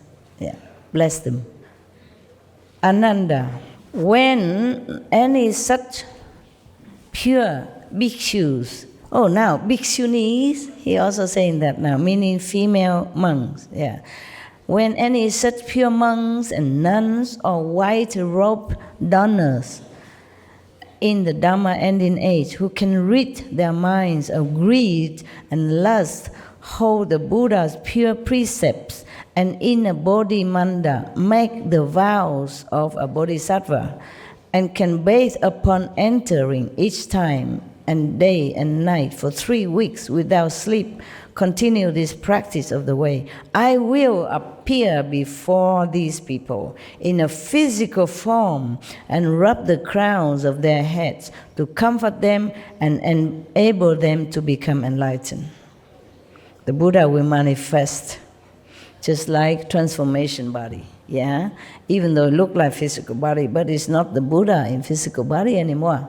So the Buddha say that after initiation, if you secure your place and you do practice for 3 weeks long without sleeping, like I guess a retreat for three weeks, and keep the pure precepts, no sleep. I don't think I should tell you this because it's your specialty. Okay, wait a minute.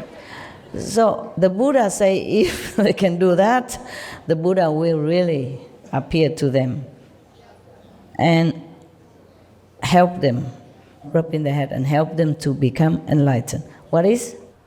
I want to tell you actually that you did that for me. And it? When I first decided to initiate, right after I got the convenient method, I was having trouble understanding how to feel here, and I was trying to meditate, and I sort of fell asleep, and I had a vision, and you walked up to me, and you handed me some cream, and you said, oh, well, just rub this on your forehead, and it'll work. And after that, always, every time I meditate, I could feel. Okay. And you still have doubt whether or not I'm a master. Thank you very much. No, that's not what I meant, Master. I mean, not now, but I mean, if some days ago or some. There's always the small part. The mind, yeah. There's always the small part, but not in the heart, Master. Of course. I know that. Otherwise, you wouldn't be here, right? Right. Thank you, Master. It's just the mind tricking you, but your soul knows. Your intelligence knows. Yeah. That's why I told you you're a smart boy. You don't need to ask what is the proof or what is what. No need. You know it. Okay. Okay. Right. Thank you, Master. Don't let the mind trouble you and rob you of your enlightenment and faith. Yeah. Faith is the mother of all virtues. That's what I said. Yeah. Buddha said that the same. Jesus said, blessed are the ones who do not see but believe. Because for them is the kingdom of God. Because they're pure, you know.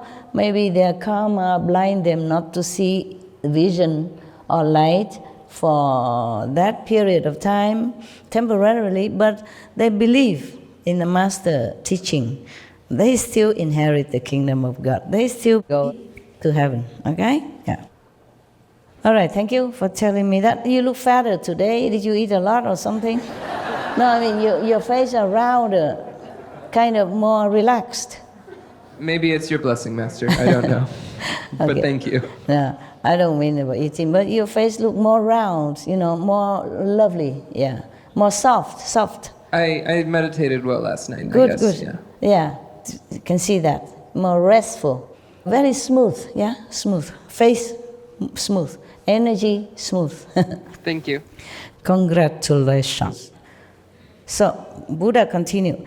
Ananda said to the Buddha, now Ananda talk, World Honor One, enveloped in the thirst come one's unsurpassed, compassionate instruction, my mind has already become enlightened.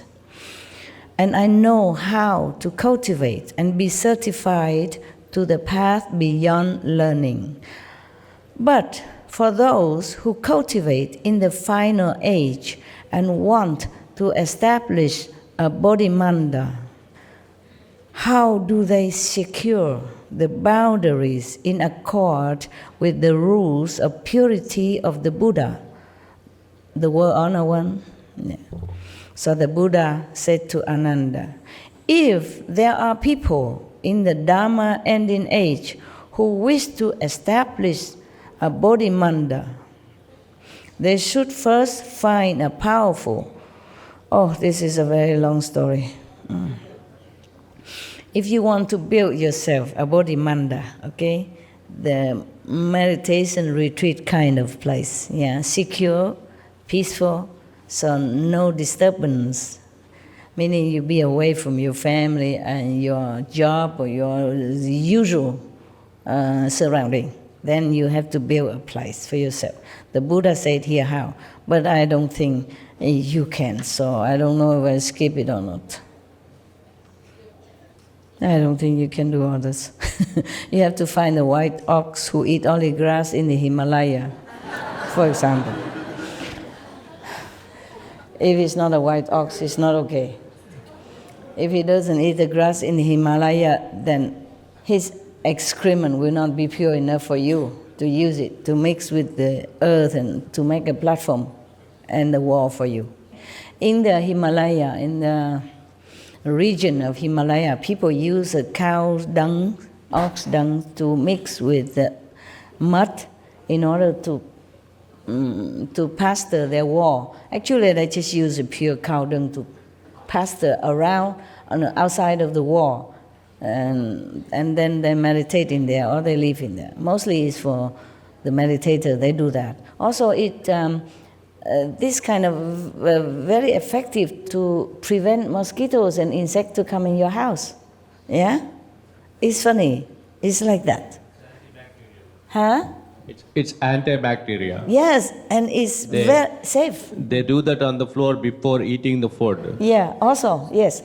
They clean the house and all that, and then they plaster it with cow's dung. But it must be purer cow dung, okay?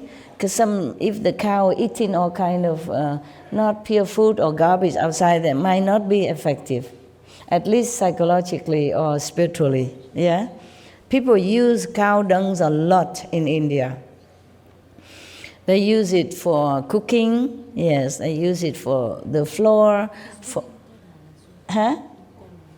It's good internal as well, yes. Some people use it to cure their sickness. Yeah, some people catch the cow dung fresh and consume it as well. This is for you, Westerner, and other people. It seems like something you should not do, but that's what they do, and it really helps. Well, at least it helps them. I never tried, so I cannot guarantee to you. You can try and tell me. Yeah.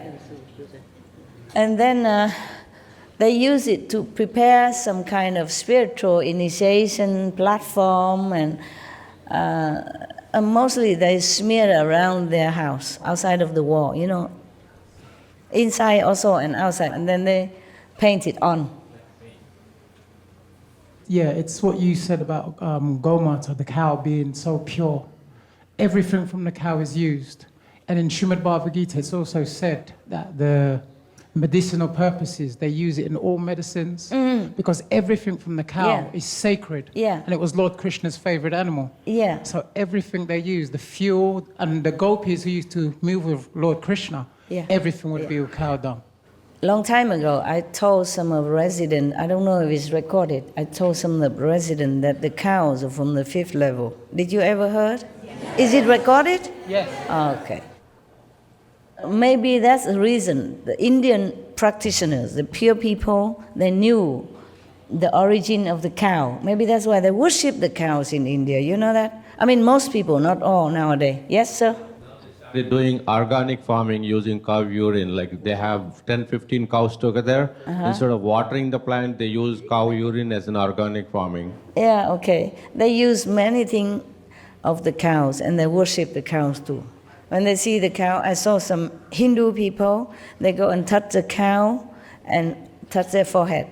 They touch the cow's feet and touch their forehead. It's as if you prostrate to the cow's feet. If you touch somebody's feet and touch your forehead, it's a sign of respect. Correct?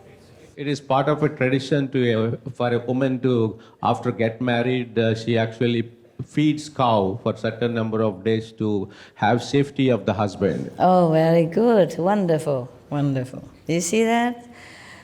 So I have always told you that a country, rich or not, materially doesn't matter too much. But spiritually rich, it matters, yeah? And some people who are not used to the Indian tradition or Tibetan or maybe in Asian tradition, they think what they're doing superstitious. It's not like that. Just because they don't see with spiritual eye what the people are doing or what the animals are or what the trees are. Just like one of your brother, he touched a tree and he fell.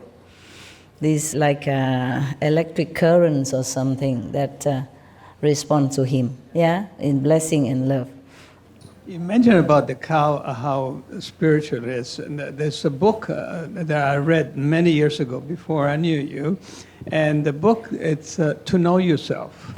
And halfway in the book, there was this figure as a cow.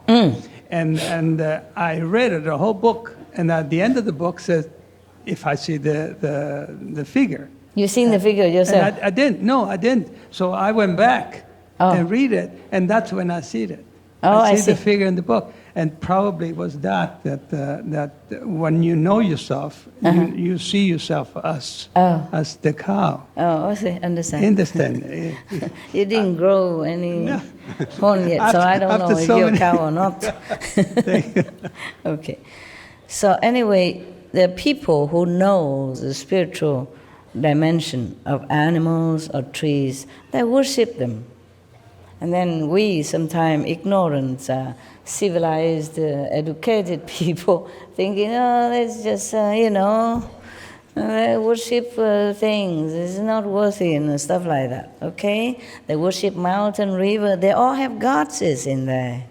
The river have gods, the mountain have gods, and they're all blessing people all the time. It's just we don't see it.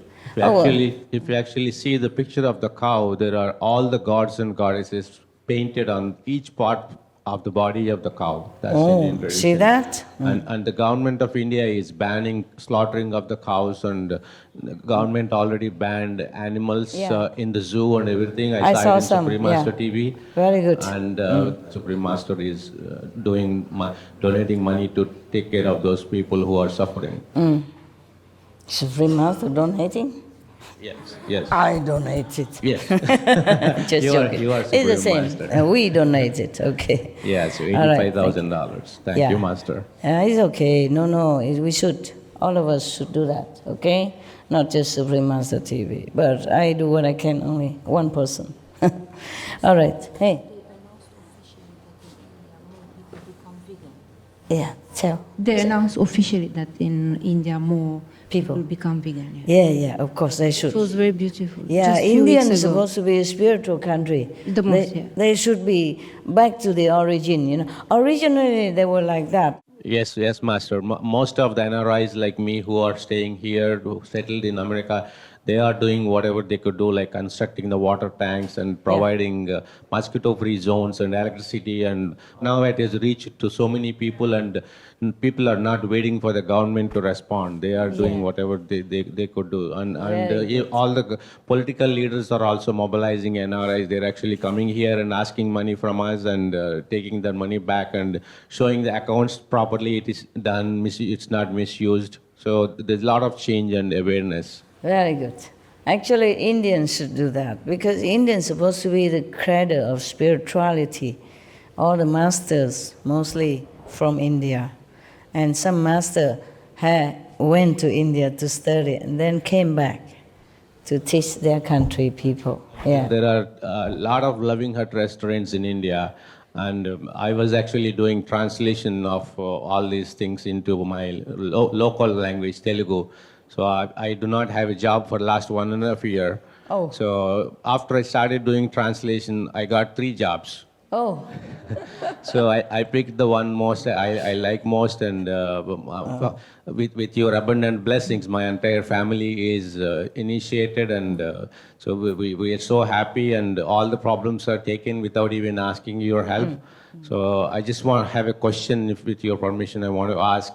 My son is initiated when he was 11 years old, Yes. so 12 years old. Now he's 16 years old, and he believes you very much, and he does meditation. And recently he has been influenced by the school. He's going to he's in high school. He's going to college next year. So everything he's thinking in terms of scientific reasons, saying, "Oh, vegan diet is not good. Proteins are not there." And it is because I'm studying well, I'm passing all these exams. It is not because of master, things like that. And my wife is 100% diligent practitioner, and she is having big fight with him. And so we trying you to don't see. supply him with the scientist evidence and the doctor's evidence from America? No, he does all that. He goes to Google and shows me something. I go to Google and show him something. Then. Then the last week, and we had an argument. He got out of the car and he ran away. Then I got to call the police and bring him back, and all kinds of stuff. Oh, let it be. Yeah, should we go easy on him or tough on him? That's what our dilemma is. Let it be, okay? Yeah. Because teenagers, they are rebellious in nature, you know. They hate you for nothing. Right, yes. They do everything against you, and they feel cool about that. So let it be. He'll cool down. Sure, thank you. Okay. It's just sometimes the society is stronger than one family. That's the problem. It's very sad, you know. Sometimes it happens. Don't worry. Let it be, okay? Let me pray for him, meditate for him, share with him your merit. He'll be fine, okay? In China, they say the society is a big dyeing tub. So we always get in this different color and wrong color. He's actually very good by heart. He does 5 precepts, and all his friends in his class, they take my son's lunchbox and eat vegan food every day. So he feels like he's a hero promoting vegan food. Oh, then it's good already. Yeah, so let him be. Let it be, okay? Right. Yeah, he'll cool down. Okay. Ananda, when any such monks and nuns or white-robed donor, meaning the lay people who keep the 5 precepts, normally they would wear white robe when they see the Buddha, okay, to symbolize their purity and devotion to the Buddha. They are almost like nuns, it's just a lesser degree. They uphold some precepts, like the 8 precepts, 10 precepts, the 8 vegan way, or the 5 precepts. They call them white robe lay people. At the Dhamma ending age, who can rid their minds of greed and lust, hold the Buddha's pure precepts, and in a Bodhimanda make the vows of the Bodhisattva, etc., etc. I already read that. So Ananda asked how people will be able to stabilize himself in Bodhimanda, meaning meditation on the enlightened way. So the Buddha say you have to find a cow dung. You have to first find a powerful white ox in snowy mountains, and one that eats the lush and fertile, sweet-smelling grasses of the mountains. Since such an ox also drinks only the pure water of the melted snow river water, its excrement will be very fine. They can take that, mix with the sand and wood, and plaster the ground with it, etc., etc. There's some more work to do, but I don't think you need it. I am thinking whether or not I read all this to you. Because you have to find also incense, and you have to, because the Buddha say, if it's not in the snowy mountains, then the ox excrement will stink, and cannot be used to smear on the ground. In that case, select a level place, dig down 5 feet or so, and use that yellow earth. Also good. Have to be 5 feet under the surface of the earth. Then the soil there will be pure. I don't think I can recommend all this to you because you only want to rely on master power to go to the 5th level. And I think more than that I can't ask you. India is a different place. When people devoted to the Buddha, they really do. And they go to all lengths. And they really want to and they want to become a Buddha and all that. You just want to sit here, listen to me talking with the calendar and clap and happy, go home, do your business as usual and pray to Master, and that's all you can do, I think. And eat vegan, of course. But the rest, I don't think, I don't think you're that eager to become Buddha, the way that the Buddha recommended. If whatever you want to do, if you want to become truly a Buddha and Bodhisattva. I don't think I can ask much of you like that. Or can I? Yes? Yes? No?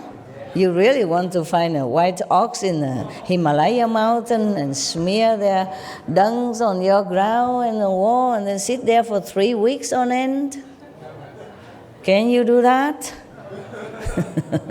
Yeah, forget it. I don't need to ask. Okay? 3 weeks, no sleep. Of course you can, I know that. I ask you if I can ask you to do that. You say, yes, you can, Master, of course. Okay. I have to confess to you, maybe I also cannot do that. Okay? I have different way to reach whatever heavens I want to reach. And this is for the Indian, okay? The one who rely on the Buddha and have to do this and that. In India, we can do that. In your country, maybe to find a white ox already difficult, yeah? Or to dig under the ground, 5 feet underground to find the yellow earth, a lot of them, enough to make a platform for you and make the wall around you to sit there 3 weeks without sleeping. Just to talk about 3 weeks without sleeping, and no ox, no whites, no nothing yet. Can you? All right, then I don't read any further. Oh my God. A lot of work here. Nevertheless, just pretend that you have done all the preliminary preparation, with the white ox dungs and with the sweet eating grass and all that first, okay? And just pretend that you have done all that. And just pretend that you could go without sleep for 3 weeks. Okay, now I read further. And have you burned a lot of incense, etc., etc. And then the 4 sides of the wall you should suspend flags and flowers, and within the room where the platform located should arrange on the 4 walls images of the thirst come ones and Bodhisattvas of the 10 directions, if you can find all their images. Okay? That is pretend that you already done all the things that you say you can or not can. And then you have to do all that as well. All the Buddha, Bodhisattva on all your walls. And then in the most prominent place, display image of Vairocana Buddha. I don't know if you can find that. And then Shakyamuni Buddha, that you can find. Maitreya Buddha, you can. Amitabha Buddha, you can. In all the magnificent transformation of Kuan Yin Bodhisattva, as well, if you can find them. To the left and right, place the Vajra treasury Bodhisattvas. Beside them, display the Lord Chakra and Brahma, Akshurma, Blue Diga, as well as Kundali and Brukuti and all 4 heavenly kings with Vinayaka to the left and right of the door. All this because you don't find a living master. You study with his disciple or some later generation disciples. If they still have the instruction in their heart to tell you. Then because the living master, meaning the Buddha is not there anymore, you have to do such and such and such and such and such and such, then you can also become enlightened, and the Buddha will appear to you and bless you to be enlightened. That is that. So the living master is easier way for you if you can find one.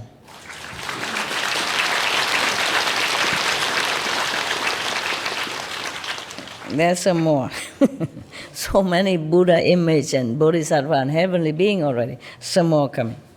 In case you want to try. Yeah.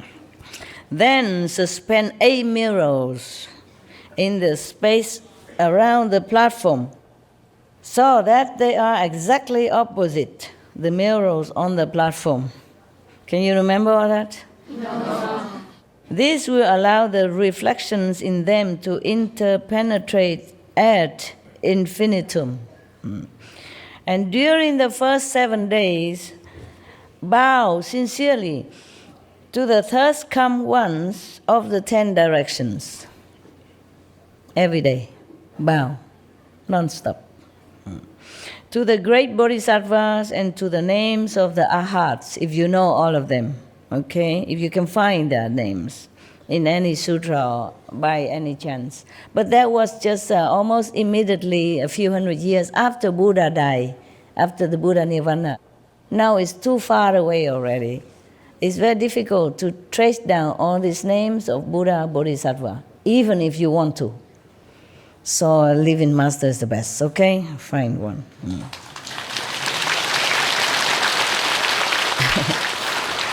It's just because the living master are the transmitter directly of enlightenment and blessing. After the living master is gone, the energy diminished as days go by, years go by. So you have to find the living pole who still holds this energy of enlightenment and blessing direct from heaven to give it to you. Only if you don't have a lighter that you have to rub the stones together or do whatever, very hard in order to make fire. If you have a match and lighter, do you still need to do that? No, find the matchbox, find the lighter, okay? Check, quick, immediately. You can light the candle with it, make fire with it. Okay. But nevertheless, I read it all to you. I cut some already. It's very cumbersome and a lot of work to do. I just read some parts so that you know already that it's almost impossible. Yeah, you want to become Buddha when you don't have a guru. Well, that's how you have to do. And it's not the end of it yet, okay? That the first 7 days you have to do that.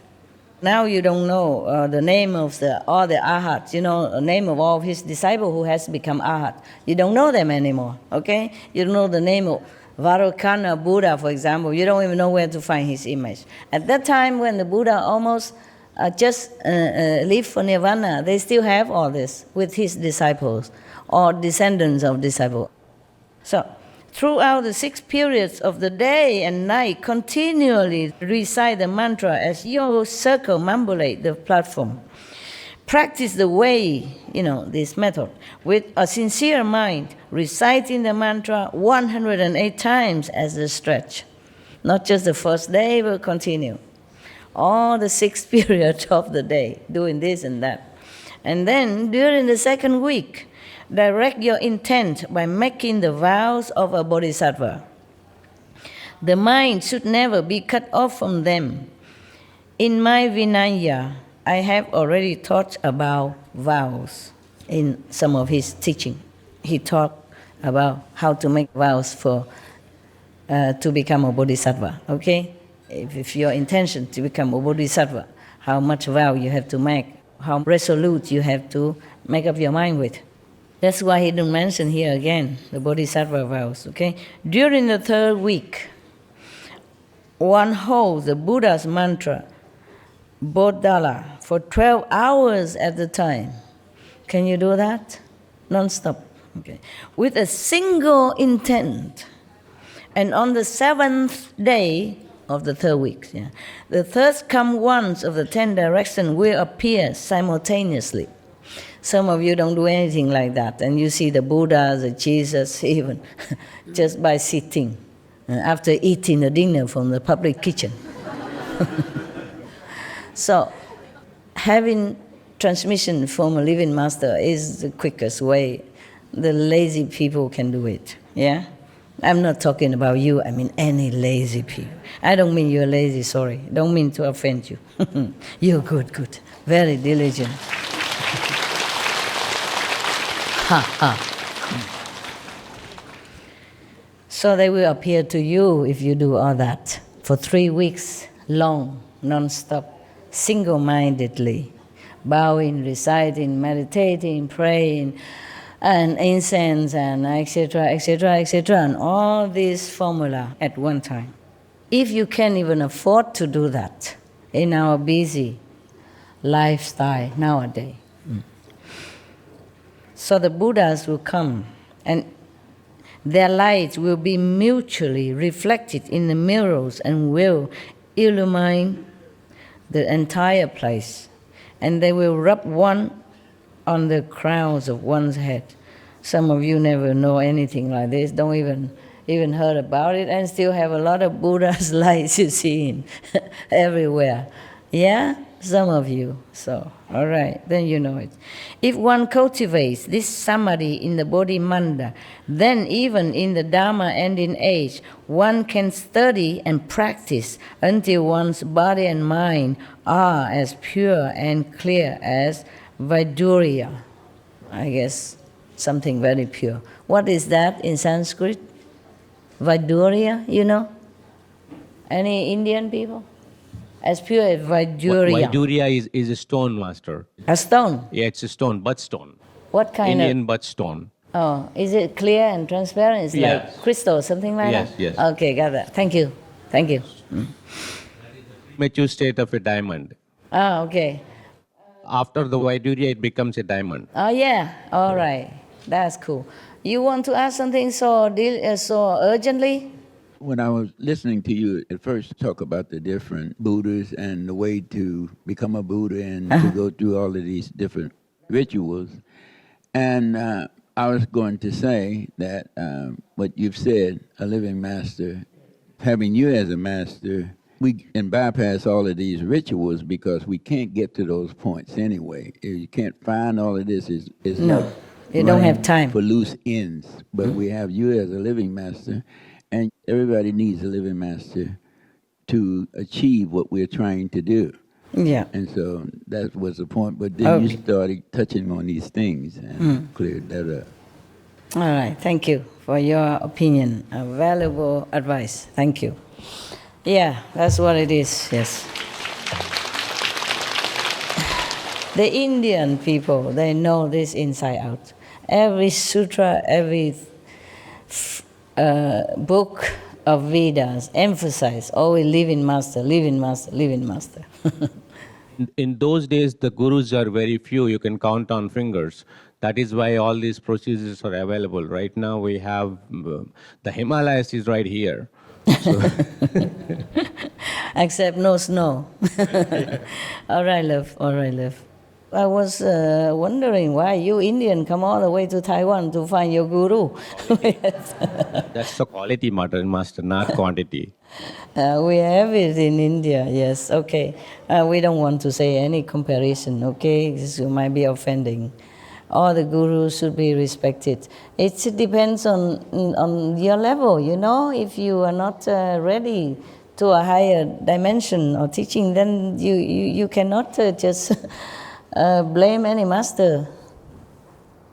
Master, I was told by the holy man that I met, he told me that he, in his own life, he was fortunate enough to meet 5 enlightened masters. And then when I just spontaneously said, can I meet 5 too? And he closed his eyes and he said, now they're gone, there's only one. He told me very clearly, there's only one. Oh. one, meaning there's only one fully enlightened master in the world. Where is that? I guess you. Oh, wow. Wow. Whoever told you that, I want to ask him where. Well, thanks to your master, huh? He's a good one. All right. If you believe that, it's good for you. If you have proof for that, good for you. If you don't have proof for that, don't blame me. Huh? My previous master knows you, master. Who? My previous master, whom we discussed with you, Brahmarshi Patriji's Pyramid Spiritual Societies. He is a Buddha's meditation master. Oh. He knows, and I still meet him whenever he comes to USA. He stays in my house. He knows me? You know him, he knows you. Oh. So you have seen his picture and you told him who he was. And so last time when I met him, and he said, myself and my wife, these two are Supreme Master Ching Hai's favorites. Oh. And he actually asked me to invite you to India.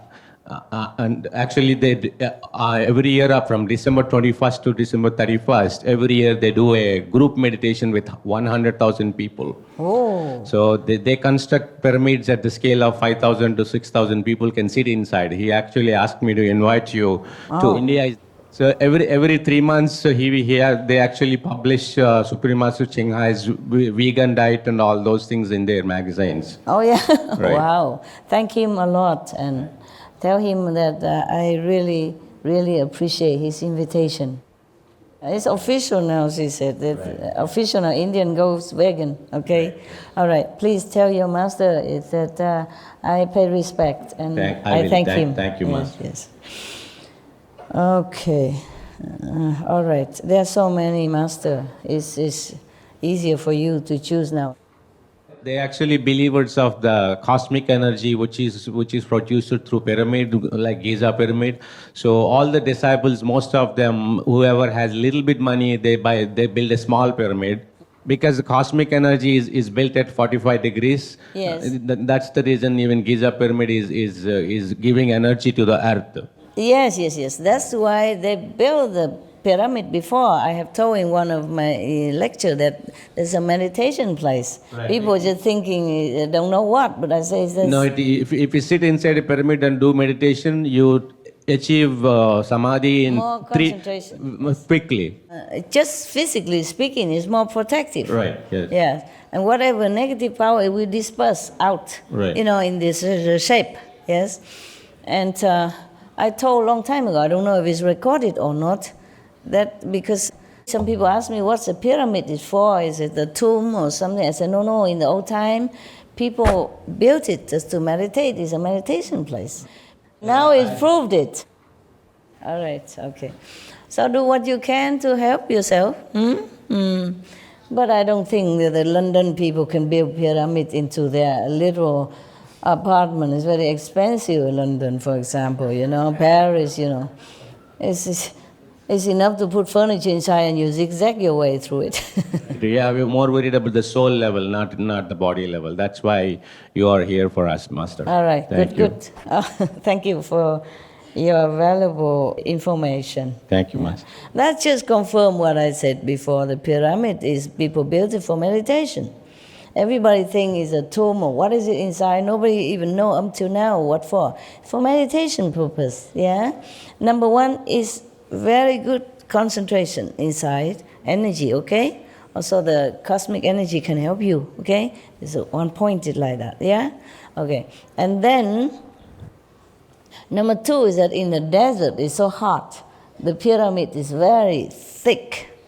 The wall diameter, very thick. And it's so cool inside, as if you stay in a normal... The basic reason pyramids were constructed is Egyptians believe that the person who dies, they will be reborn again. That's why they use it to mummify the body and put it inside the pyramid. The body will be born again? Yeah, they actually wrap it in a chemical cloth and put it inside but that pyramid. is just for the... Yeah, their belief is the person will take rebirth and use the same body. They use pyramids for that purpose. No, that's what people suspect. But it's just for meditation before, okay? And whatever they wrap them in silk or in a mummy kind of substance, it's their tradition, just to keep it, to preserve the body. Just like we nowadays, we want to keep the body in a coffin and bury it in some special place and build a little memorial, just so that we remember, because we all want to be like eternally in life. So they do anything they can just to preserve that concept. Yes? I wanted to ask a question about what you were reading before, if that's okay. About when the Buddha was talking about how to get enlightenment without a master, the cow and the poop and the no sleep. Did he mean, I wondered if he meant to say that like literally, as in doing these things will actually, or did he mean it more like a parable as far as like the impossibility of finding enlightenment without a master? Maybe so also, yeah. But he really mean it. He really tell all it graphically, okay? But also, it's possible only because his disciple is still there.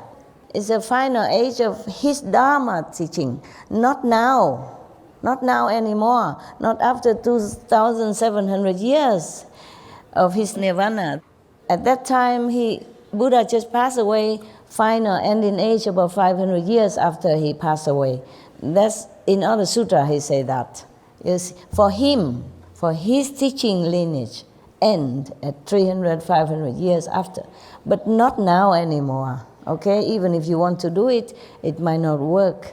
You don't find these pure monks and nuns who still having this blood lineage in them anymore to transmit it to you, however little diluted is still there. After the master dies, 300 or 500 years maximum, no more. That's why every sutra emphasizes living master. Otherwise, the Buddha was there and he tell people, okay, you just go and do that, no need me, no need the Buddha, okay? No, they all come and study with the Buddha. And he says it's very rare you can find the Buddha, yeah, and the teaching when he's still alive. This is for his descendants, disciple, who still have pure, if they're pure, and the precepts, and they had already, the lineage is still going, not as strong as when the Buddha alive, because they transmitted like from the first successor, yeah, from the Buddha, and then to the second successor of that successor, and the third successor of the successor, and so on and so forth. Just like after the 10th guru of the Sikh passed away, well, before that, he said no more gurus of the Sikh. Only study the scripture, because at that time, that's the best he can offer to his disciples, because he knows the ninth master has gone. He's the last one, and there's no more bloodline, no more spiritual bloodline to pass on to the next generation. So he said, just study the scripture. That's better than nothing. In the scripture, at least it's mentioned Nam, mentioned precepts, mentioned purity, mentioned God, devotion. The people who can follow that and attain some level of understanding of Godhood, and then maybe they're lucky they find living master. Okay? Yeah. Otherwise, the guru cannot cheat people and say, okay, after I die, my wife, my son, his son died anyway in the battle.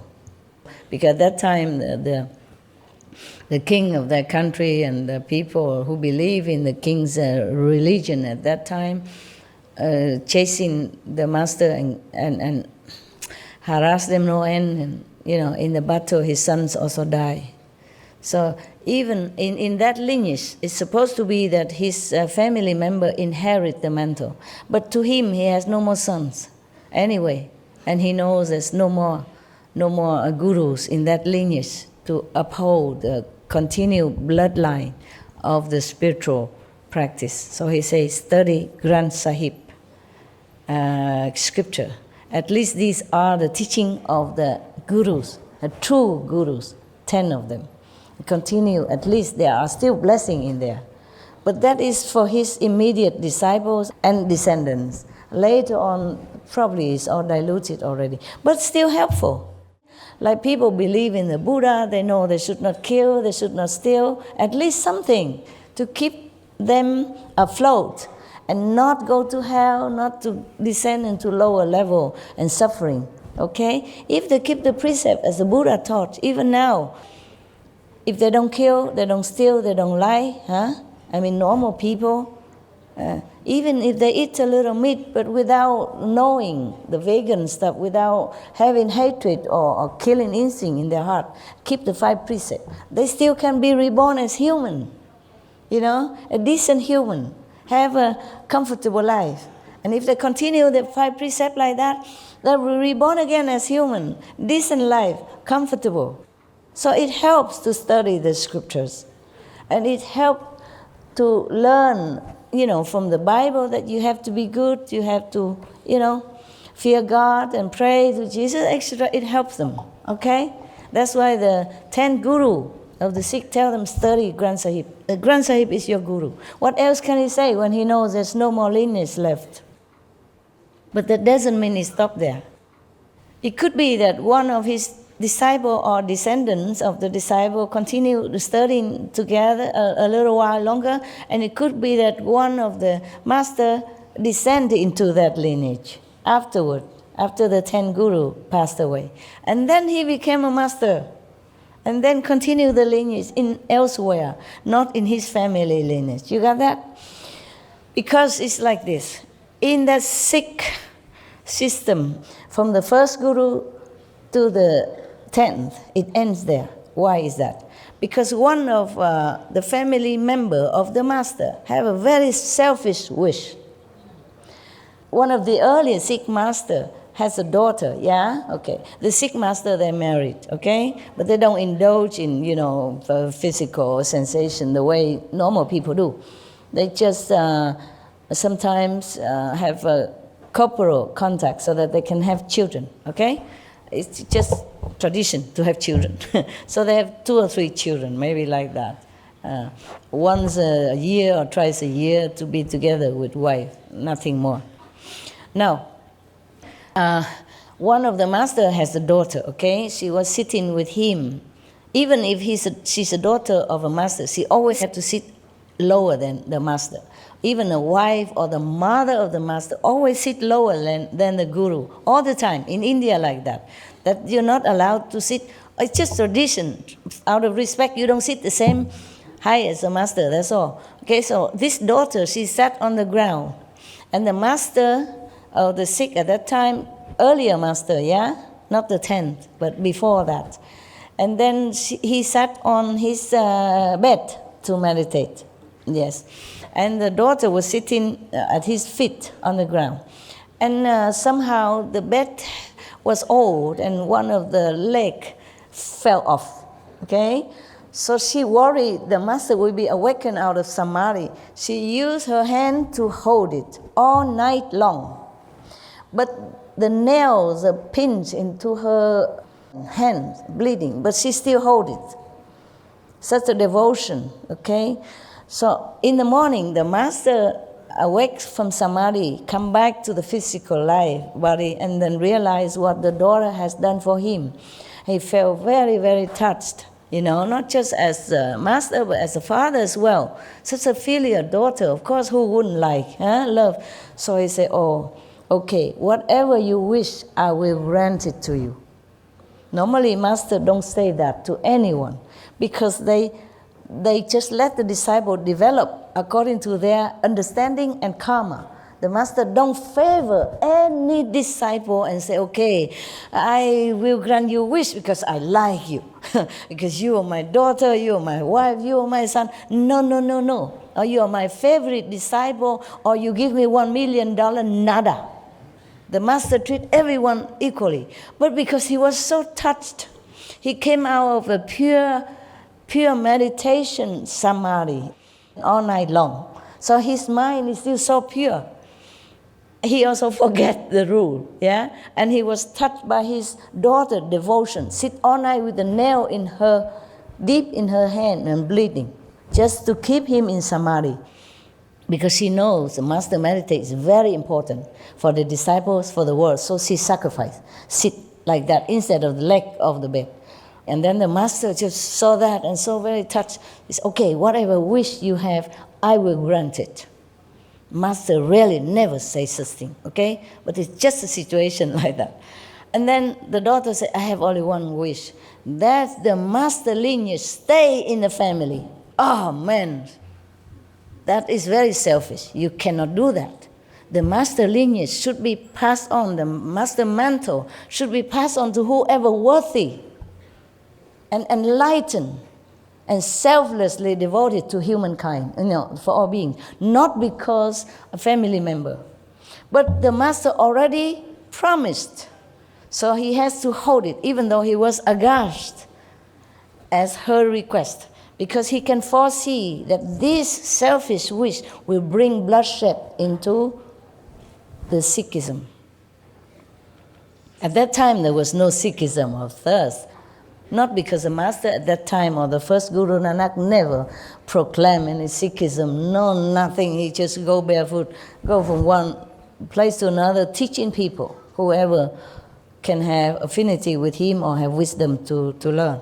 Okay? He never want to make Sikhism or anything just so people about him. No. Just happened, okay, afterward.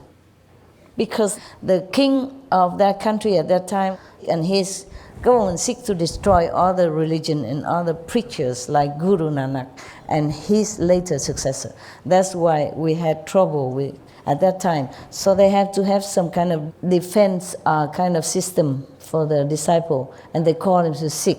And would defend the weak, the brothers and sisters.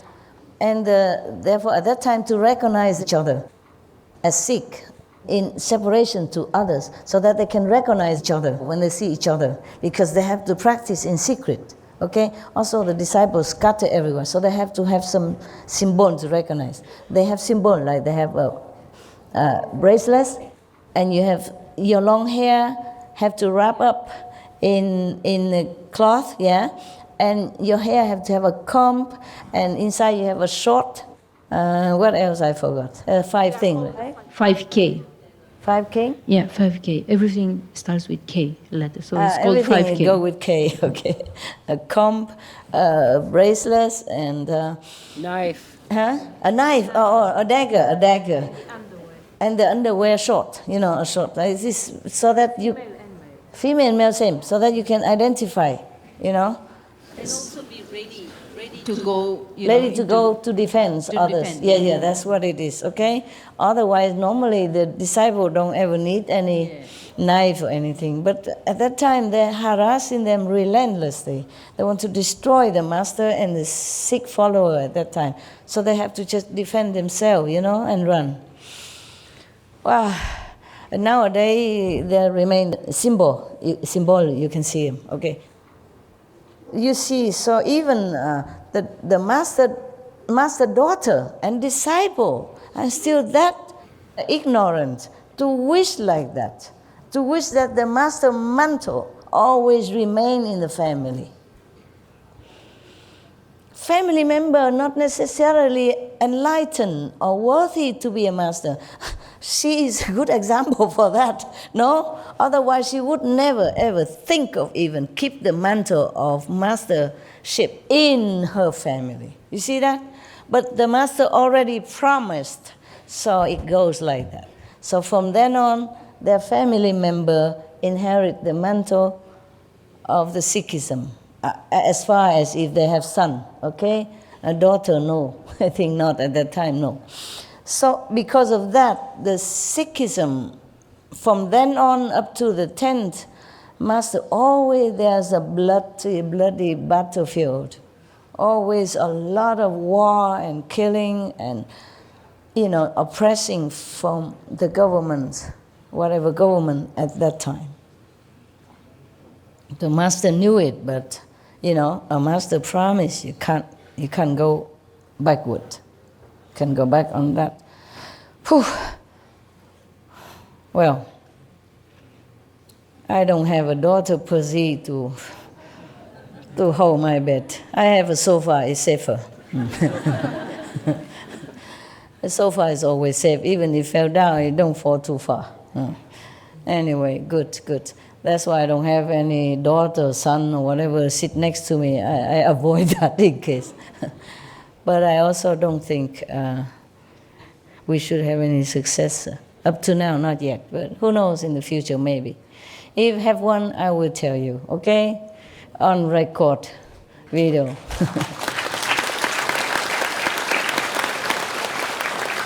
Long years ago, I thought maybe there's one.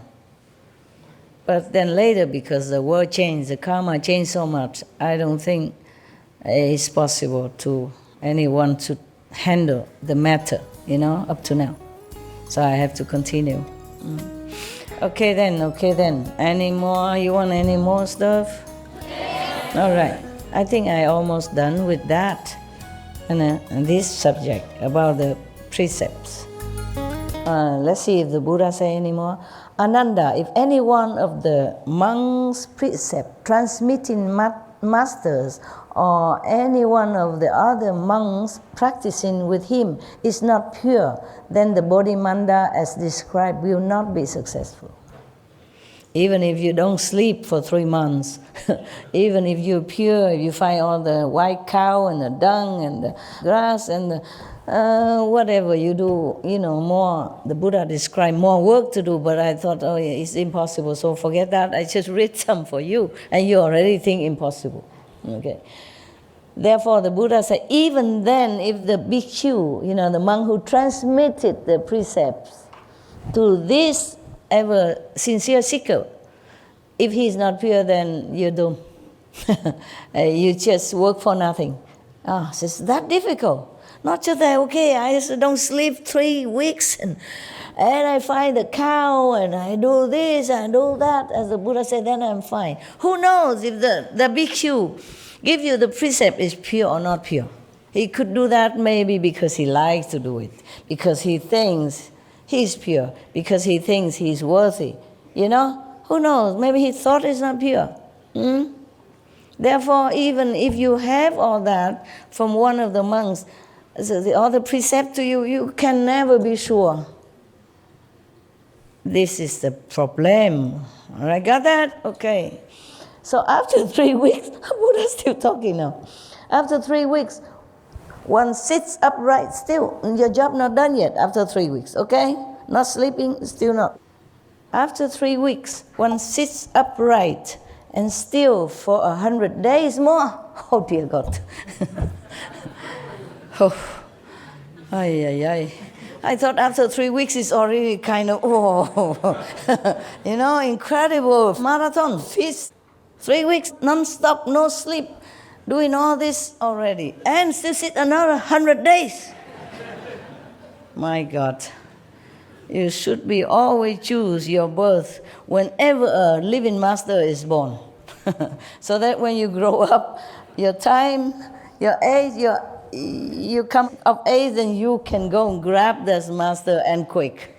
Not doing all this. I don't think I can. I honestly tell you, not me, okay? Not 3 weeks non-sleep and doing all this outer performance and 100 more days. How long is 100 days? 3 months? 3 months plus. Okay. Those with sharp faculties will not arise from their seats and will become srotapatamabana. Yeah, mean one of the non-return. Okay? Yeah. Although their bodies and minds have not attained the ultimate fruition of sagehood, not yet, not the highest, but already something on the way. Yeah. They know for certain, beyond exaggeration, that they will eventually accomplish Buddhahood. Yeah, they are already on the way after all that in 100 days. You have asked, the Buddha said to Anand, you have asked how the Bodhimanda is established. This is the way it is done. Ananda bowed at the Buddha's feet and said, after I left the home life, I rely on the Buddha's affectionate regard because I sought erudition. I still have not been certified to the unconditioned, meaning Buddha has not said that he's already, an arhat. Yeah, I told you. When I encountered that Brahma heaven mantra, I was captured by the deviant spell. Though my mind was aware, I had no power to free myself. You understood? No. No, okay. Then I have to use my calendar talk again. What is a Brahma heaven mantra? Ananda went out begging for food. And these prostitute, because they have magical power in their family, okay? She has magical power also. She used a Brahma heaven mantra, meaning that within the three worlds, this is the highest mantra, most powerful. No one can resist. She used that to seduce Ananda. And then he was like, blur and dazed. So he just followed her into bedroom. And then she did what she wanted to do with him until he almost gone. But luckily, because he has been with the Buddha, very close to the Buddha. He was the Buddha's attendant day and night, every day. And he was pure, at least for whenever he was. Yes. And of course, he has been with the Buddha with many incarnations, not just this time. Always being his close attendant or his nearby acquaintance, his family, etc., etc., even in the animals' kingdom. So he remembered the Buddha. Last minute, he prayed, Buddha, please help me. I'm falling. And then the Buddha came. Or he sent. Came and recite other kind of mantra to counter this, to oppose this powerful mantra.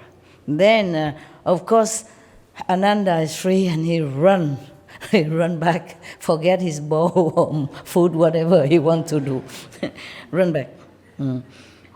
So that's why he said here that when I encounter that Brahma heaven mantra from the prostitute, I was captured by the deviant spell, though my mind was aware, but I had no power to free myself.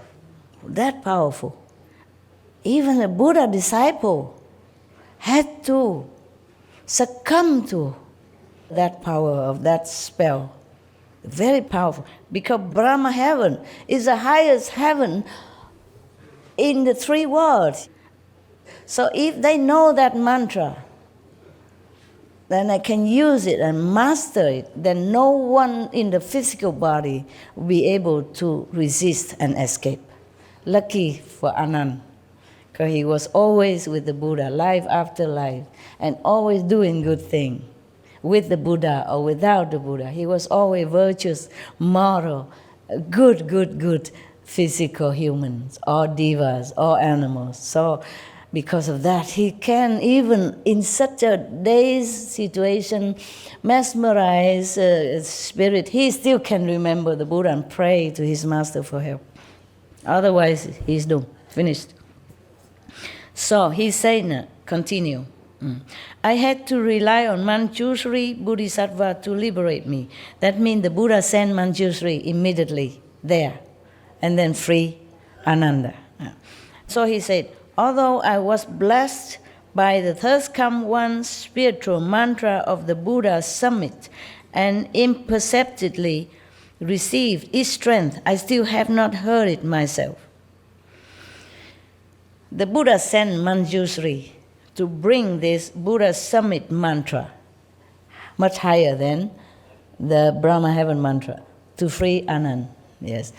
Although the Buddha told him that because of that mantra for Manjushri, so he's free. But he doesn't hear it yet himself. The Manjushri just went there and do it. But of course, inside, just like you recite the 5 holy names inside, and somebody get benefit. But that person know it, because you told him, but he never heard it himself, okay? So, same. Ananda said he has not heard that mantra from the Buddha's summit, yes. So I only hope that the greatly compassionate one will proclaim it again to kindly rescue all the cultivators in this assembly and those of the future who undergo the turning wheel, so that they may become liberated in body and mind by relying on the Buddha's secret sounds. Now, at that moment, everyone in the great assembly bowed as one together at one, just bowed down together, and stood up, waiting to hear the first come one's secret divisions and phrases. At that time, 100 brilliant rays sprang from the mouth of the flesh of the crown of the world honor one's head. 1,000 petal precious lotus arose from amidst those rays. Upon the precious flower sat at the first come one's transformation. From the crown of that Buddha's head, in turn, 10 beams of light shone forth, each composed of 100 rays of precious light. Every one of those glowing rays shone on lands as many as the sands of the 10 Ganges rivers. While throughout empty space there were Vajra secret traces, spirits, each holding aloft a mountain and wielding a pestle. Just to show their power, don't mean much, okay? At that request, of the Buddha, a secret mantra, all the Vajra god, those who uphold, guarding the Dharma and all those, they already standing ready, each one holding a mountain and a pestle. It's just their position, ready to protect the Dharma, to protect the Buddha's secret teaching, okay? So they're all ready. The great assembly, gazing upward, felt fearful admiration and sought the Buddha's kind protection. Because when the Buddha protectors are ready in their position, they can destroy anything. Anyone who is not pure, anyone who has a bad intention towards the Buddha or the Buddha's teaching, they are ready. That's why they hold the mountain and pestle, ready to crush anyone, any being who is not respectful, who is not pure. Because this is a very sacred, secret mantra. And the Buddha used that to rescue Ananda and also maybe in the future beings. That's why they're all ready to protect it. Yeah? That's why the assembly, who are kind of not yet strong in spiritual position and level, they're so scared, fearful, and they ask the Buddha to protect them because these are Vajra gods, they are fearful looking, now holding big mountain and pestle ready to attack anyone or crush anyone. So the assembly, not just monks and nuns or bodhisattvas, but the assembly with the dragon and those ghosts and demons and all that good ones, and they're still fearful because they know they're not up to anything, up to any standard to protect themselves. In case the Vajra gods want to crush them, because they look too fearful, so big and giant, holding big mountain and pestle, and it's not a small one like the golf stick, yeah, big, and mountain holding, ready. So they seek the Buddha's protection, and single-mindedly they listen as the first come one in the light at the invisible appearance on the crown of the Buddha's head proclaim the spiritual mantra. That spiritual mantra is more than 10 pages long. From 173 to 191. How much is that? More than 10 pages, for sure. Yeah, I was right. You don't need it, okay? Number one, you have your protection, Okay, you have your master power protection. Number 2, it is translated.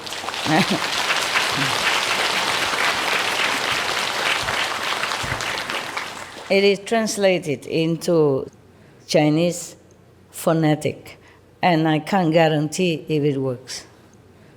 It might work if you're really sincere, of course, but it's 20 pages long. If you keep reciting it, maybe it works. You want me to recite it? No need, huh? Okay. Whew, it takes a long time to recite. Maybe another time if I have to, okay? If it's good for you. Maybe another time. I will ask the Buddha whether or not I have enough power to recite it for you. Okay? Not just the words, but you have to have this kind of inside power to recite it, even if it's translated into just phoneticized Chinese. Got that? Okay. All right. The Buddha praised this secret mantra, okay? Very, very much. But I think we end it here now. Tomorrow we continue. But maybe with the mantra, maybe not.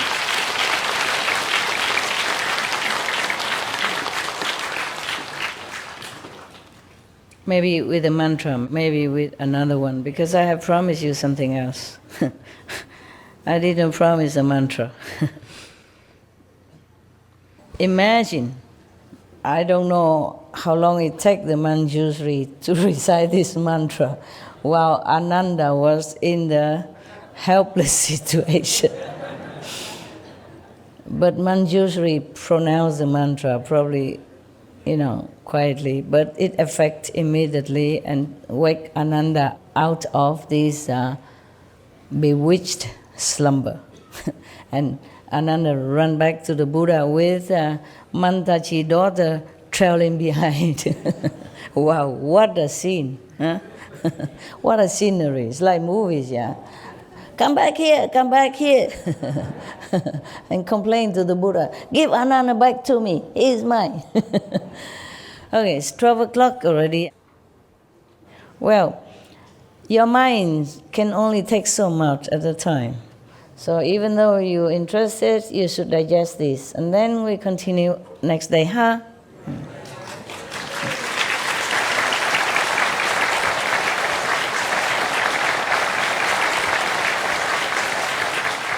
Tonight I will sleep in a tent like you. I will enjoy it. Fresh air,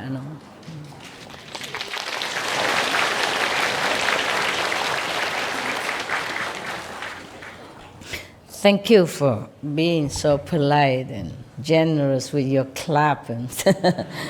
Your clapping. Okay.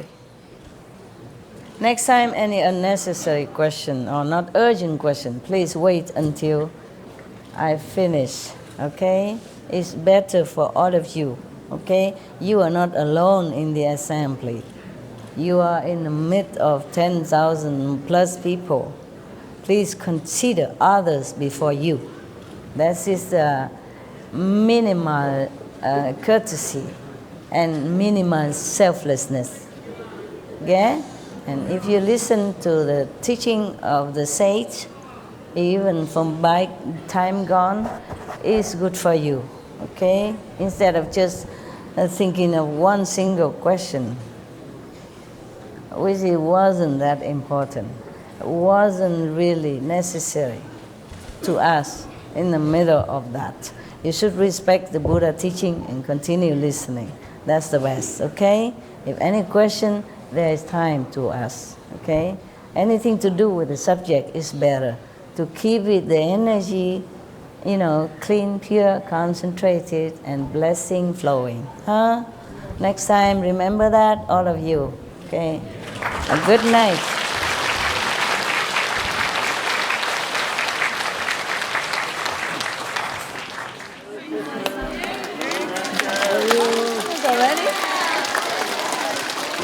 Merry Christmas. Happy New Year. Silence. night, holy night. All is calm, all is bright, round yonder isle. The infant so tender and mild. Holy night, silent night, holy night, silent night. See you tomorrow, okay?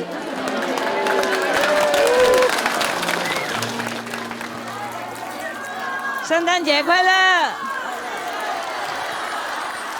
Happy Christmas! Giáng sinh vui vẻ. Merry Christmas!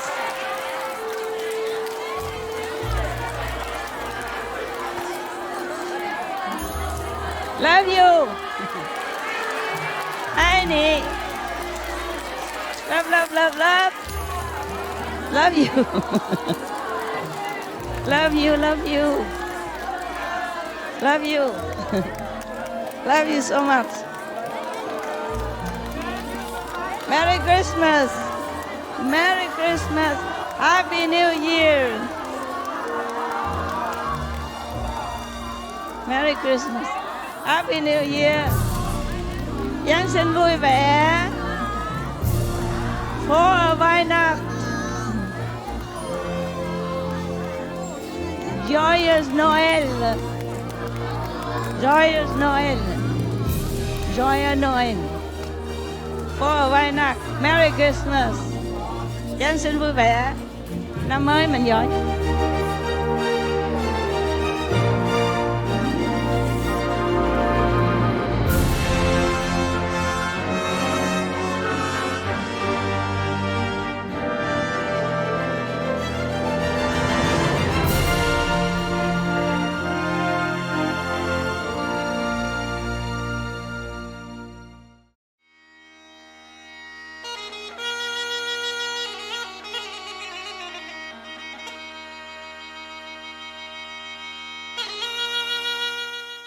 Доброжелателни зрители!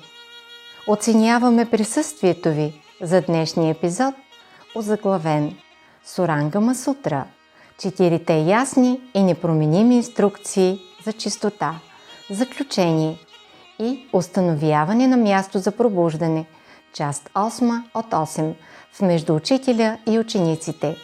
Следва не е късно да получиш просветление. Въпроси и отговори. Част 5 от 5. В слова на мъдростта. Веднага след важните новини. Моля, останете с Supreme Master Television за още позитивни предавания.